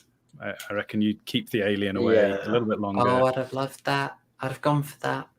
I don't know. Their deaths are effect. Apart from maybe Lambert being a bit too contrived in how she dies or causes Parker to die, seeing them die is still a pretty good effect on the audience, I think. I think there was a bit of a ticking clock sort of pandemic happening in films at this time. Every film needs It was the era of the in the last disaster 10 film, minutes. wasn't it? I mean, speaking of ticking clocks, Harry, and I spoiled this for you. Yes, it's 9 minutes, not 10. Unbelievable. It is 9 minutes. Disgusting Unbelievable. degeneracy. 1 out of 12 Filth. film. You make me sick, Ridley Scott. You have no idea how upset I was when you told me that. You should have This- stayed at Z Cars. This is so remember 12 Angry Men, and they tell you the reenaction takes 41 seconds and it took 31. Don't believe this is even worse. I feel betrayed. Oh, I turned it off in disgust. Ridley Scott should just hang up his director's boots. Yeah. I shouldn't have done it, but once I saw them start a timer, I was like, right, stopwatch. Yeah. Yeah, I mean, you were saying before, you don't get why she drops the cat. I think she drops the cat to kind of get away quietly because that's a big, heavy cat box that's making some noise.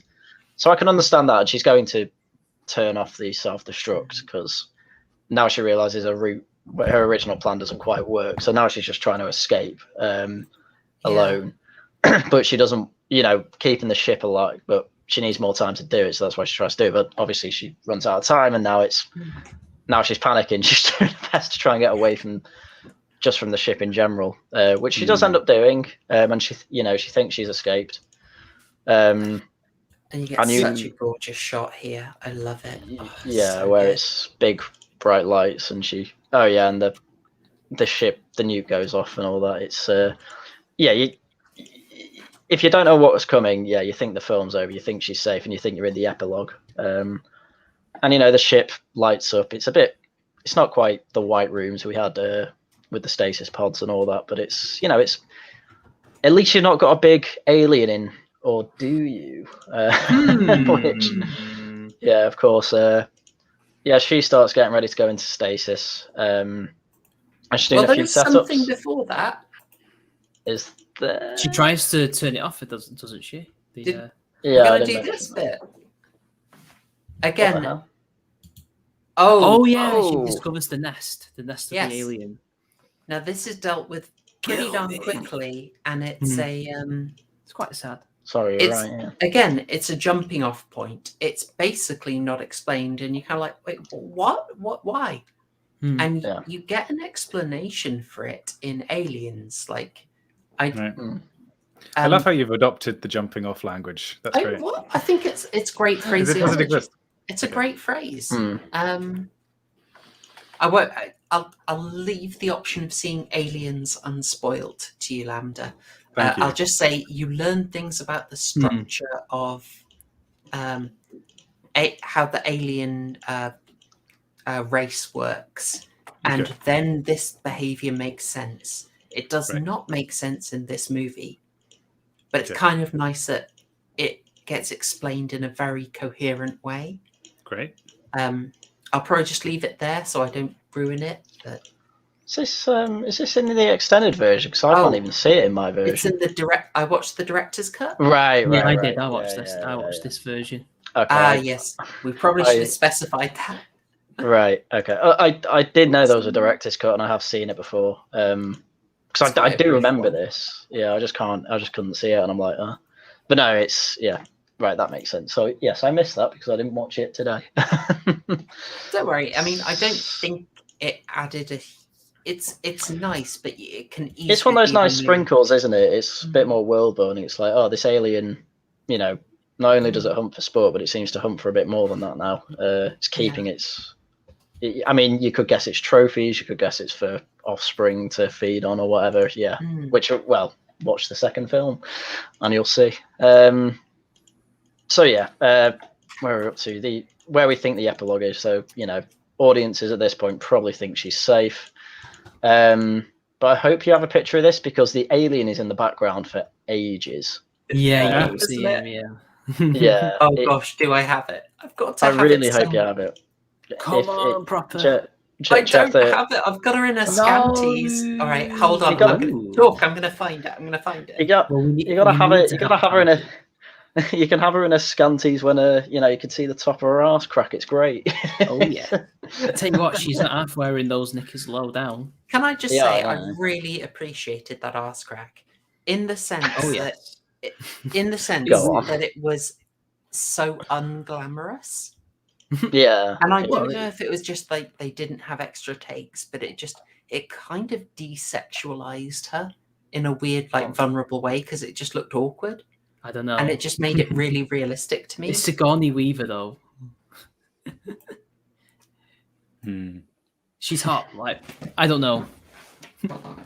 I mean, it's just realistic, right? That's what people look like. Yeah. You don't look perfect. Or even in your undies, if as a man, it's not perfect. Yeah. But I think, But it's a film, so everything is slightly heightened reality. People speak in full sentences quite concisely in films. They don't in real life. So although they don't in this film, actually, they do kind of stutter and interrupt each other, which is what I like. A bit, yeah. Yeah, trucks in space. Yeah. So I assume Prop Horrorshow is still trying to get the bit, but I don't really want to move on until she's found it. But there's not a lot to talk about. Okay, I've got something I want to bring up. Excellent.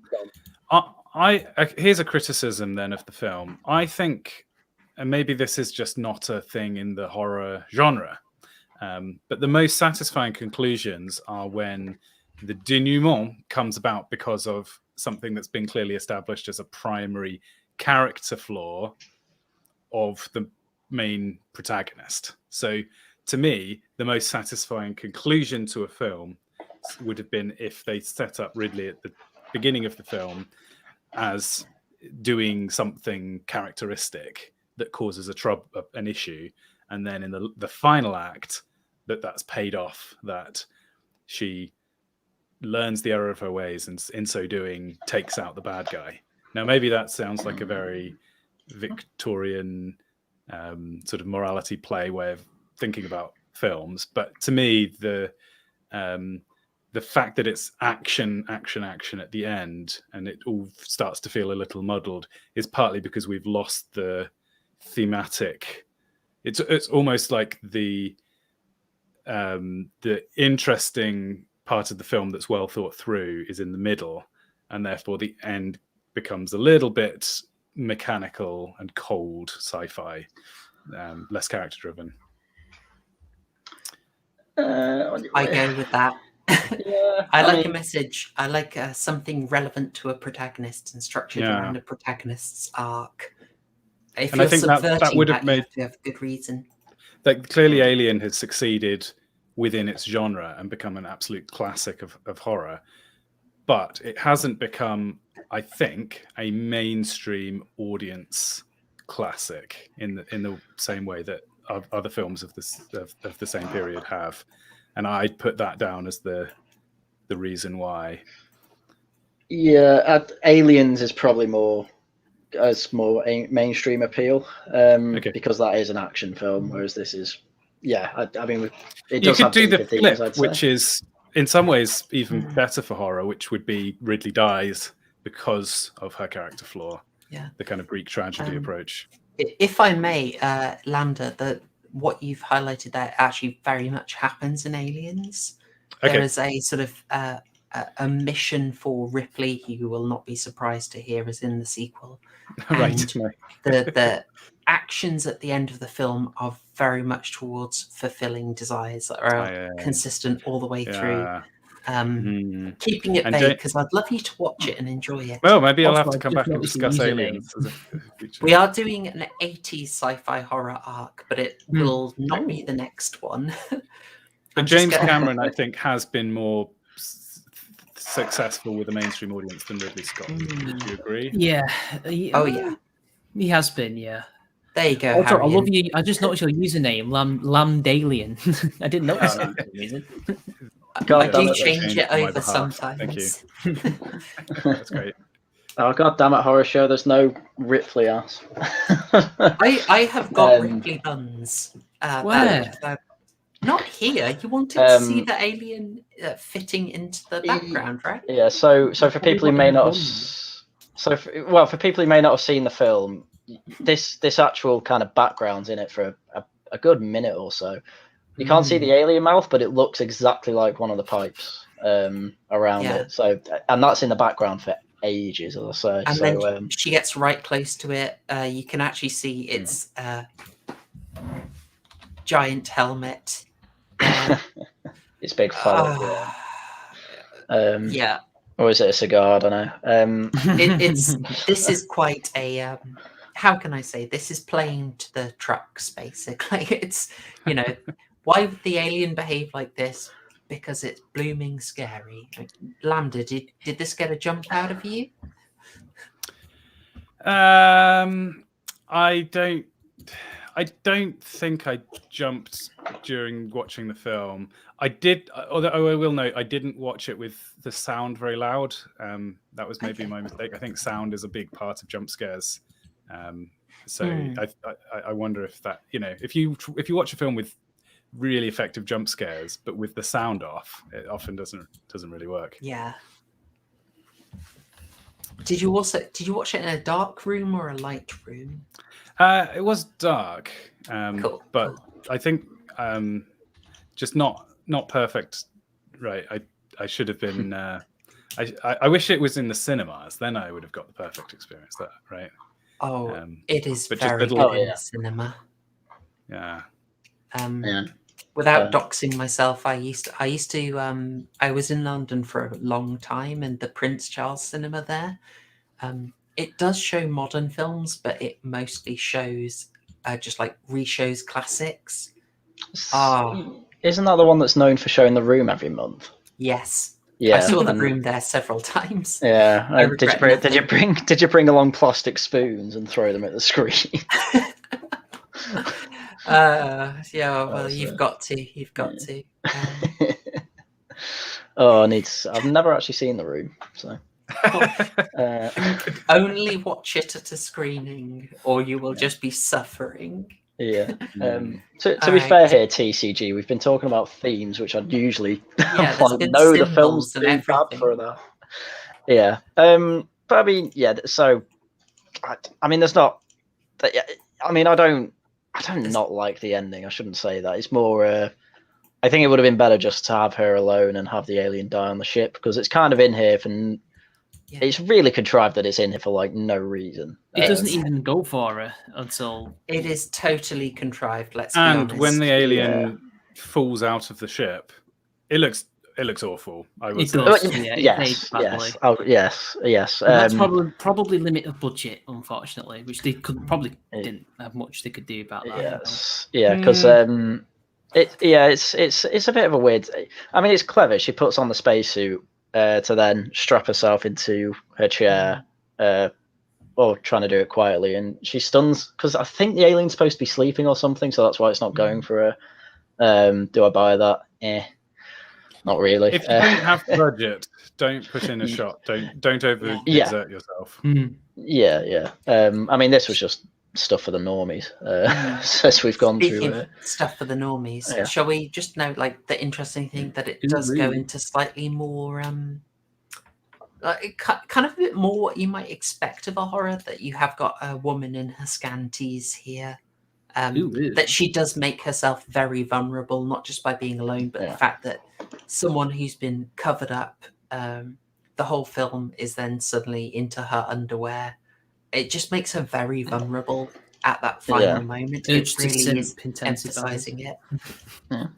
Yeah, this did play to me as a little bit more exploitative, rather than an artistic choice. But I didn't quite buy that she was feeling vulnerable. She seemed more like an action woman who had a plan and she was executing on it. So I think that's a stretch to say that if you wanted to reinforce that she's vulnerable with her clothing, I think you also have to have her actions doubling that she needs to feel.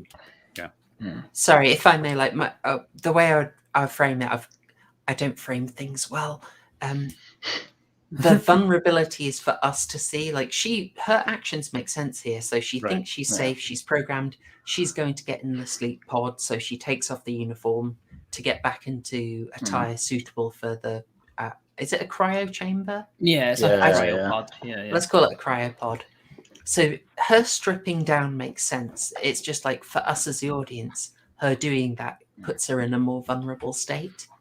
But also, as you say, it is a good chance for a cheeky wink at the camera, like, there you go, lads. You know, have a bit of Sigourney. Oh yes, please. If it was a really bad 2-hour film, at least we had that. It is in there. So, and again, it's disavow. It's super glamorous. Like, Sigourney Weaver. What can I say? Well, she's lovely, but it's also I don't feel it's like the kind of angles and shots you would do to be super exploitative. Like,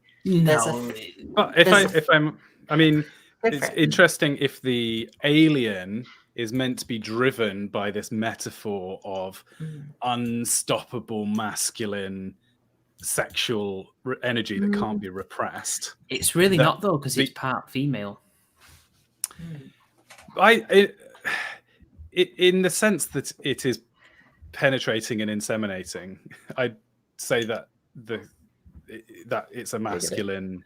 But it does have those feminine. It does have feminine traits in its design, and how sleek and thin it is. Yeah, exactly. Yeah. But I'm trying to think of in terms of the shots to make an example. Have any of you seen a film called Disturbing Behavior? No. I have not. It's got Katie Holmes in. I'm afraid I've forgotten the director. It's kind of like a cheap version of Invasion of the Body Snatchers in high school. Does he scream? No. But there's just a bit where a bully corners Katie and is threatening her sexually, and he goes for a boob grab, and the director gives you like a nice close-up on it, and I'm like, that's not the shot. You're not giving me her horrified reaction. You're giving me a boob squeeze that can be isolated and uploaded to the internet as a GIF.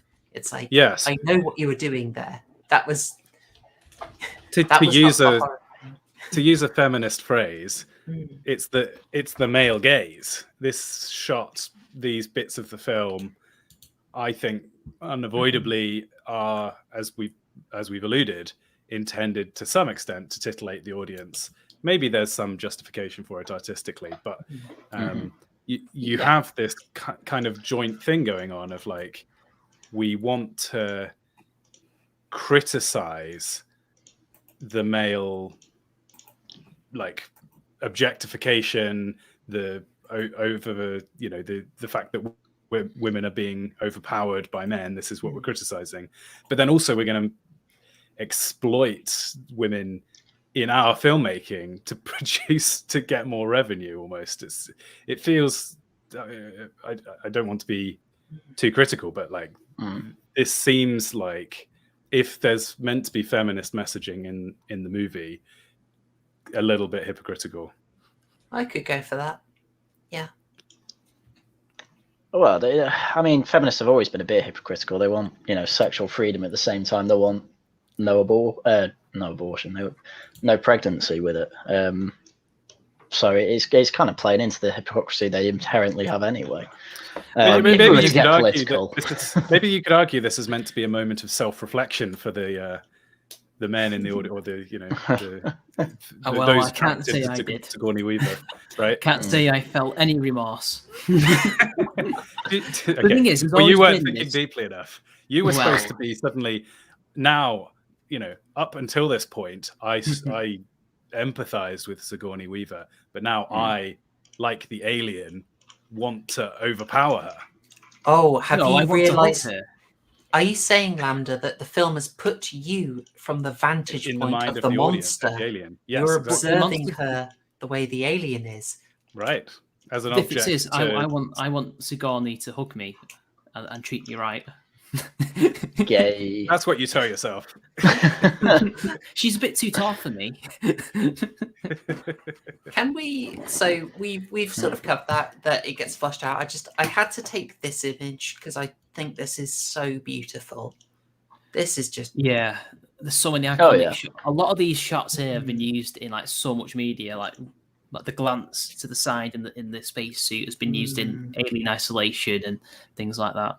yeah. Well, I can I just just add before, like, because we were talking about the feminist angle, there's always been this contradictory dualism of the sex negative and the sex positive yes, playing yes. out there. Yeah. Because the sex negatives are, well, they share a lot in common with traditionalists. And that's why they often join together for certain pet causes that they have in common. Yeah, you have interesting things like you get the same people that are very sort of how can I say the same factor will be very liberalizing with sort of free love, sleep with whoever, it's fine, and pro-choice will also frequently be until recent schisms be very anti-porn. Sort of there are interesting and, like, complexities in it. You'll have sex negative people that it's okay when they do it, and then you'll have sex positive people. It's okay when women do it, because if a man is confident in his sexuality, that's wrong and threatening, even though he's probably not harming anybody at all. There's a lot of it's dualisms and dualisms, isn't it? Yes. Okay, Right, so let's finish the plot. Alien gets blasted out. She shoots it with like a grapple gun, which then gets caught in the airlock, and then she then just blasts the thrusters on, which burns the alien to death. It's gone. It's done. She is now safe. And then she has a little diary monologue saying, I'm 10 weeks away from the frontier. I'm sending out a distress beacon. I'm going to go in stasis till it's picked up. And then ends with her in the cryopod sleeping. what do we make of that final shot? Well, it's come full circle. They come out of stasis. She's back in stasis 7-1. It's a good end point, I think. Yeah. She almost looks like Snow White. I feel it's kind of womb imagery again, but with a different angle, like it's womb imagery that she's in control of. Yeah. Well, I was thinking that to treat the film as this discussion of abortion and women's rights and such, the dispatching of the monster must therefore be the film's suggestion or commentary on the solution, because at the end she does escape and kind of survives this peril, and what she does is that she uses the grappling gun and the escape pods and the suit and the cryopods and the spaceship, everything that's been provided by the company. So the very company that's put her in this peril in the first place, she sort of subverts and takes over. So I guess the answer is then that you have to take the existing systems but subvert them to more virtuous, ethical purposes that can protect, women, right? They're the only ones who can get pregnant in real life. So it's about, if the patriarchy is the danger and has created is the equivalent of the corporation that's made the ship and the cryopods and so on, she needs to blast the men out of the airlock but continue to use the ship and so on. I think that's consistent. That's consistent. Works with the imagery. Then she just ends up in this sort of piece with her sort of fading into the galaxy. All that beautiful starlight's coming through. It's peaceful. She's at peace again. I've said peace too much. No threats. Yeah, and it's a reverse of the beginning shots where we get a shot across the big planet and the stars, and then you go through the ship, and then it's to the cryopods, and now it's just focus on her, and fading out to the galaxy. Yeah, it's like poetry. It rhymes. Nice. Every video review rhymes with Red Media. Well, folks, that is us at the end of the film. Tiny note: the credits were rather sort of, how can I say, workplace. After the starting ones, the end credits were just sort of like quite. Meh. There we go, lazy text, which sort of was interesting to me. But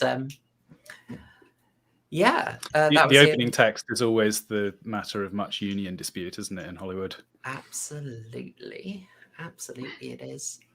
Is this considered an American film or a British film? Was it both? It's always that complexity, isn't it? See also Kubrick. I'd say his films after he left Hollywood would be British, really. Okay. Yeah. Well, shot in England. English with cast. an English person, but large. Oh no, pretty much all English cast, but American money, American influence. I think Dan O'Bannon is American. See, Interesting. yeah, he's American. Yeah, I'd say the British influence is pretty darn strong on it. Well, we've got to the end of it, so we'll do some closing thoughts and scores for ourselves. Folks in the chat, I would love to see your scores now. You know how we do it by now. It is the extremely sensible 12 out of 12 burgers. Cheese and pickles as you prefer. The most obvious way you would score a film. We probably should have changed it by now, but I like the burgers. We're 40 episodes deep. We can't really change it. We're with it forever. We can't flip on burgers, you know. Oh, So- Jesus. Mitch, would you like? Oh, crikey! What? I didn't do the prediction for Haryan. Oh, okay. To be fair, it's a given with this one. So what It what did you predict? What did you think Haryan would say? Go on. I'll message it to you on Discord now. I'll just do a Hurry! score because Quick! I can't do specific thoughts. Proper horror show. What is going on? Well, while you're Oh, doing I'm that, so sloppy. yeah, we'll get I'm so closing. sloppy. We'll get closing thoughts from Mitch and Lambda while right, you're I've doing done that. All right. Do you want me to go Okay, first? Okay, Yeah. go on, Mitch. You start us off. All right. So if this was if this was a 10 out of 10 system, but it's actually 12, I'd give it a 9 out of 10. So I've got to try and translate that, and I'm really struggling. It's 10 or 11. It's like a 10, but there's good pickles in there, and it's a nice fat bun. 10 and a half. Something like that. I'm going to compromise. I really can't. I'm struggling with because it's so good. It's not quite a 12, but I whatever. It's a classic for a reason. I mean, yes, parts of the effects have aged pretty badly, but only in parts, and there's nothing they can do about that. In fact, budget wise, they could do nothing, and that's forgiven. Other than that, the set design is beautiful. The world building is amazing. The cast, every single cast member, up to the alien and mother, are putting good performances. Not a single bad performance. Totally realistic, exactly how you would imagine people up in space act, apart from Lambda at the end. The alien design, the themes, everything that's messing with your brain, the psychological aspect, the physical aspect, the body horror. Oh, it's just mashes together to make a almost perfect whole. It is a 10.5, yeah. Oh, solid. Nice. Lambda, how about your closing thoughts and score? Yes. So I think it contains the face hugger and then chest bursting scene, which is exceptional. I'm going to say that is what that makes this extremely special as a movie. My caveats about the lack of a protagonist arc. This is something that I always want to see in a film. Maybe that's just my tastes, but that's going to docket some points for me. So I'm going to say 9 out of 12. But I mean, I'm scoring harshly. I want to give myself headroom so that 11 out of 12 maybe is the best score I ever give, and 12 out of 12 just exists in a platonic plane. Oh, nice! It's one of those ideal forms. The essence. Wonderful. I like that. I really liked your point about the character arc. Like, in terms of where this veers off from sort of expected stuff and everything is just a bit more incredibly down to earth, you can say that there's a kind of nice subversion that this stuff just happens to Ripley and she's thrown into it. But yeah, it would be a bit more satisfying if there was a clear, as you say, follow on from character, a lesson that she needs to learn. I can totally see that. Maverick, you've posted a single burger. Is that a score of 1 for Alien? I'm not judging. I just want to be sure. He hates horror. He just can't get away from this channel. He loves the banter, but he comes here for the puns. Long time fan of proper horror show, gives everything 1 burger. What?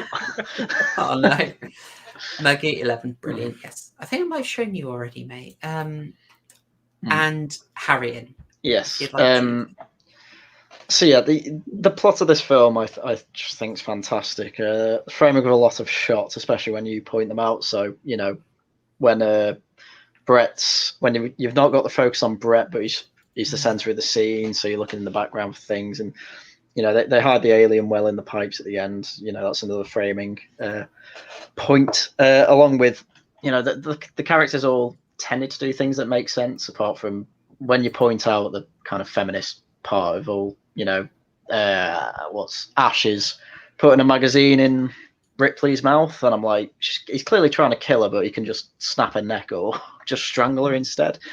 Things like that, where they're putting theme over plot, that does docket marks for me. And there was more of that than I kind of realised, especially when you point out like, oh, they're trying to do this feminist allegory stuff, and I'm just, it's not just the fact it's feminist; it's the fact they're sacrificing plot to almost put forward their agenda, is what I'd say. So few marks docked for that, but not many, because it's a classic for a reason. It gets parodied all the time for a reason. That's because it is a great film, good plot, good everything apart from effects.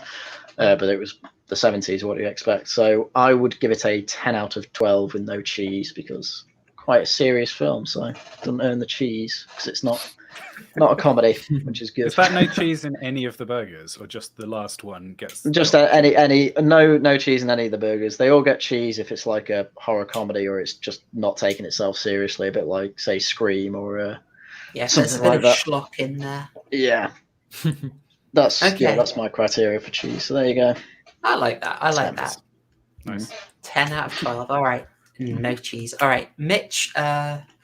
What did I give as Harry? I feel like I cheated here, to be honest. I'm very sorry for forgetting. You just gave me a score. I did. 11 out of 12. What did he say? I missed it. Sorry. I said 10. 10. Okay. So yeah. I couldn't. I usually do the prediction of Haryan's take on the movie. What's your usual accuracy on that? Sometimes catastrophic, sometimes pretty darn close. Yeah, it's good to. Haryan always tends to focus on the story, so it helps me focus on it when I make the prediction. Your predictions are as reliable as the director, as the films of I've forgotten his name. Ridley Scott. Ridley Scott, thank you. Yeah, taking a real gamble there. Let's see. Okay. Watch Blade Runner if I were you. Is that a horror? I've seen the original sci-fi. I've seen the original Blade Runner, and seen it. Yeah, that's probably getting a 10 or an 11 from me. I liked it. You know what? He actually did interfere in the meaning of that film. Because the guy who wrote it originally wanted Deckard to be a human, which is pretty much how he's portrayed throughout the entire film. If you actually watch it. But in the director's cut, Ridley Scott puts in the unicorn thing, which is meant to symbolize that he's a replicant, when actually that was never the intended plot point. And in the book as well, he's not a replicant. He's a man that goes out there and hunts rogue replicants. That's exactly what they were following, at least originally. And the sequel ruins that by making it explicit that he's a man. He's a I mean, he human. was anyway. He was anyway in the film. Yeah, at least in the Yeah. original cut, like the I director's feel cut. Yeah. I feel I really want to see. I've heard The Duelists is really good by Yeah. Ridley Scott, so I think that's the next one I want to watch. As for my closing thoughts, you know, you've got the long form of it. I would say you've heard how much I love it, so I'm just going to focus on why this is not getting a perfect score, and that would be, you know, even though you probably guessed I'm not on board with all the messages in the film. I don't think any of us are. Let's be honest. I think the way it delivered them was incredibly skillful. Hmm. It gets a bit wonky in the Ash scene where it's making its point Mm. very bluntly, and it doesn't mesh with plot logic. But I think the pro-choice imagery was incredibly well done for movie symbolism. I picked out some bits with editing and with some scene transitions. My other point was I feel there is sort of maybe 10 minutes of movie that can go just in the ending bit with Ripley. It lost a bit of momentum for me. It got a bit confused. So I could have had her get to the shuttle much, much quicker. Yeah. So that is losing at a point for me. So it's so darn iconic, and it is so beautiful at points, apart from when it looks cack, that I feel I probably have to go for like a 10 out of 12. No cheese, sorry, a 10.5 out of 12 burgers. No cheese. Decent bit of chili sauce on there. Maybe a pickle. Nice. Yeah, and docking points for not having Tony Todd as standard. You got to Have you apply come the across- Toddifier, you know. Have you come across the Howard Hawks saying that a good movie is three good scenes and no bad scenes? That's probably true. That's probably Yeah. pretty accurate, to be honest. And I think it passes that. Yeah, I don't think there are any scenes that are actually bad in the No. film. No. There's a couple of nitpicks that we've had along the way, and I'd say there are at least 3 scenes which are really very good. Mm. Mm. I like that Yeah. criteria. Yeah, and I'd say this. I could maybe try and run the maths, but I think this might be scoring around as high, if not higher, than Candyman, which is obviously heresy to me. Ooh, It's yeah. up there. It's up there. I may cheat. I may fortify the score. But, Candyman, you get a spells bag of proper candy horror with show, your like that. burgers. exactly. A little We bit must have an sherbet audit. on there. You know, We must audit proper horror show. I'm going to audit it big style. All right. Well, thank you so much. I think we got a lot out of this. This was a great choice for analysis. Well done, Haryan. Really, really Thank you. glad that you pushed this. Well, it's one of my all-time favourite films, so I'm always going to push it. It's a shame that you've ruined it with the whole pro-choice stuff, but Oh, you That's don't the risk. You don't have Bring a to show go here. with it. You can see what they're doing. It's all fine. All right. yeah. Well, for the next one, folks, since you're here, we'll give you the spoilers. We'll announce it. I'm not sure I did announce it formally, but you can hear it here first. The next one we're doing is David Cronenberg's The Brood. Far more down to earth, far more Canadian, very different symbolism, possibly a little bit spicy. Can I join? Because I love Cronenberg. There is a space for you, Mitch. I've been Yay. desperate to do a bit of Cronenberg on here for a while, I tell you. Long live the need for flesh. Wrong film, Yeah. but I don't care. I think I'll slap that in a psychological horror arc, and when we do 80s sci-fi, there's Now, The Brood is the Obviously, sex crazy one, right? Yeah. Sounds Obviously, it. The Fly is going to go in the 80s sci-fi horror arc, but that is future plan. So, folks, watch David Cronenberg's The Brood. I've never seen it either, Queen Vertigo Radiant. I'm looking forward to it. It's one of the few Cronenbergs I've not seen. Oh, good one. It's very good. Hype. I'm hyped for this. With that, you know what's coming up next. Topic. Well, I think we're getting that crime guy back, and I think we're going to have a bit of fun looking at some weird horror trailers. Always a good laugh. All right. So with that, look, thank you, guests. And Mitch, do you have anything to shill, sir? In space, no one can hear you, simp. Nice. Of course. Nice. Well, so you got a video out earlier in the week. Yes. On monarchy, so It's about the monarchy, yeah. Mm. I thought I was very fair in that video. To be fair. I thought you were balanced. Hmm. Yeah. Give it a watch, folks. Give it a watch. As all things should be. Yes.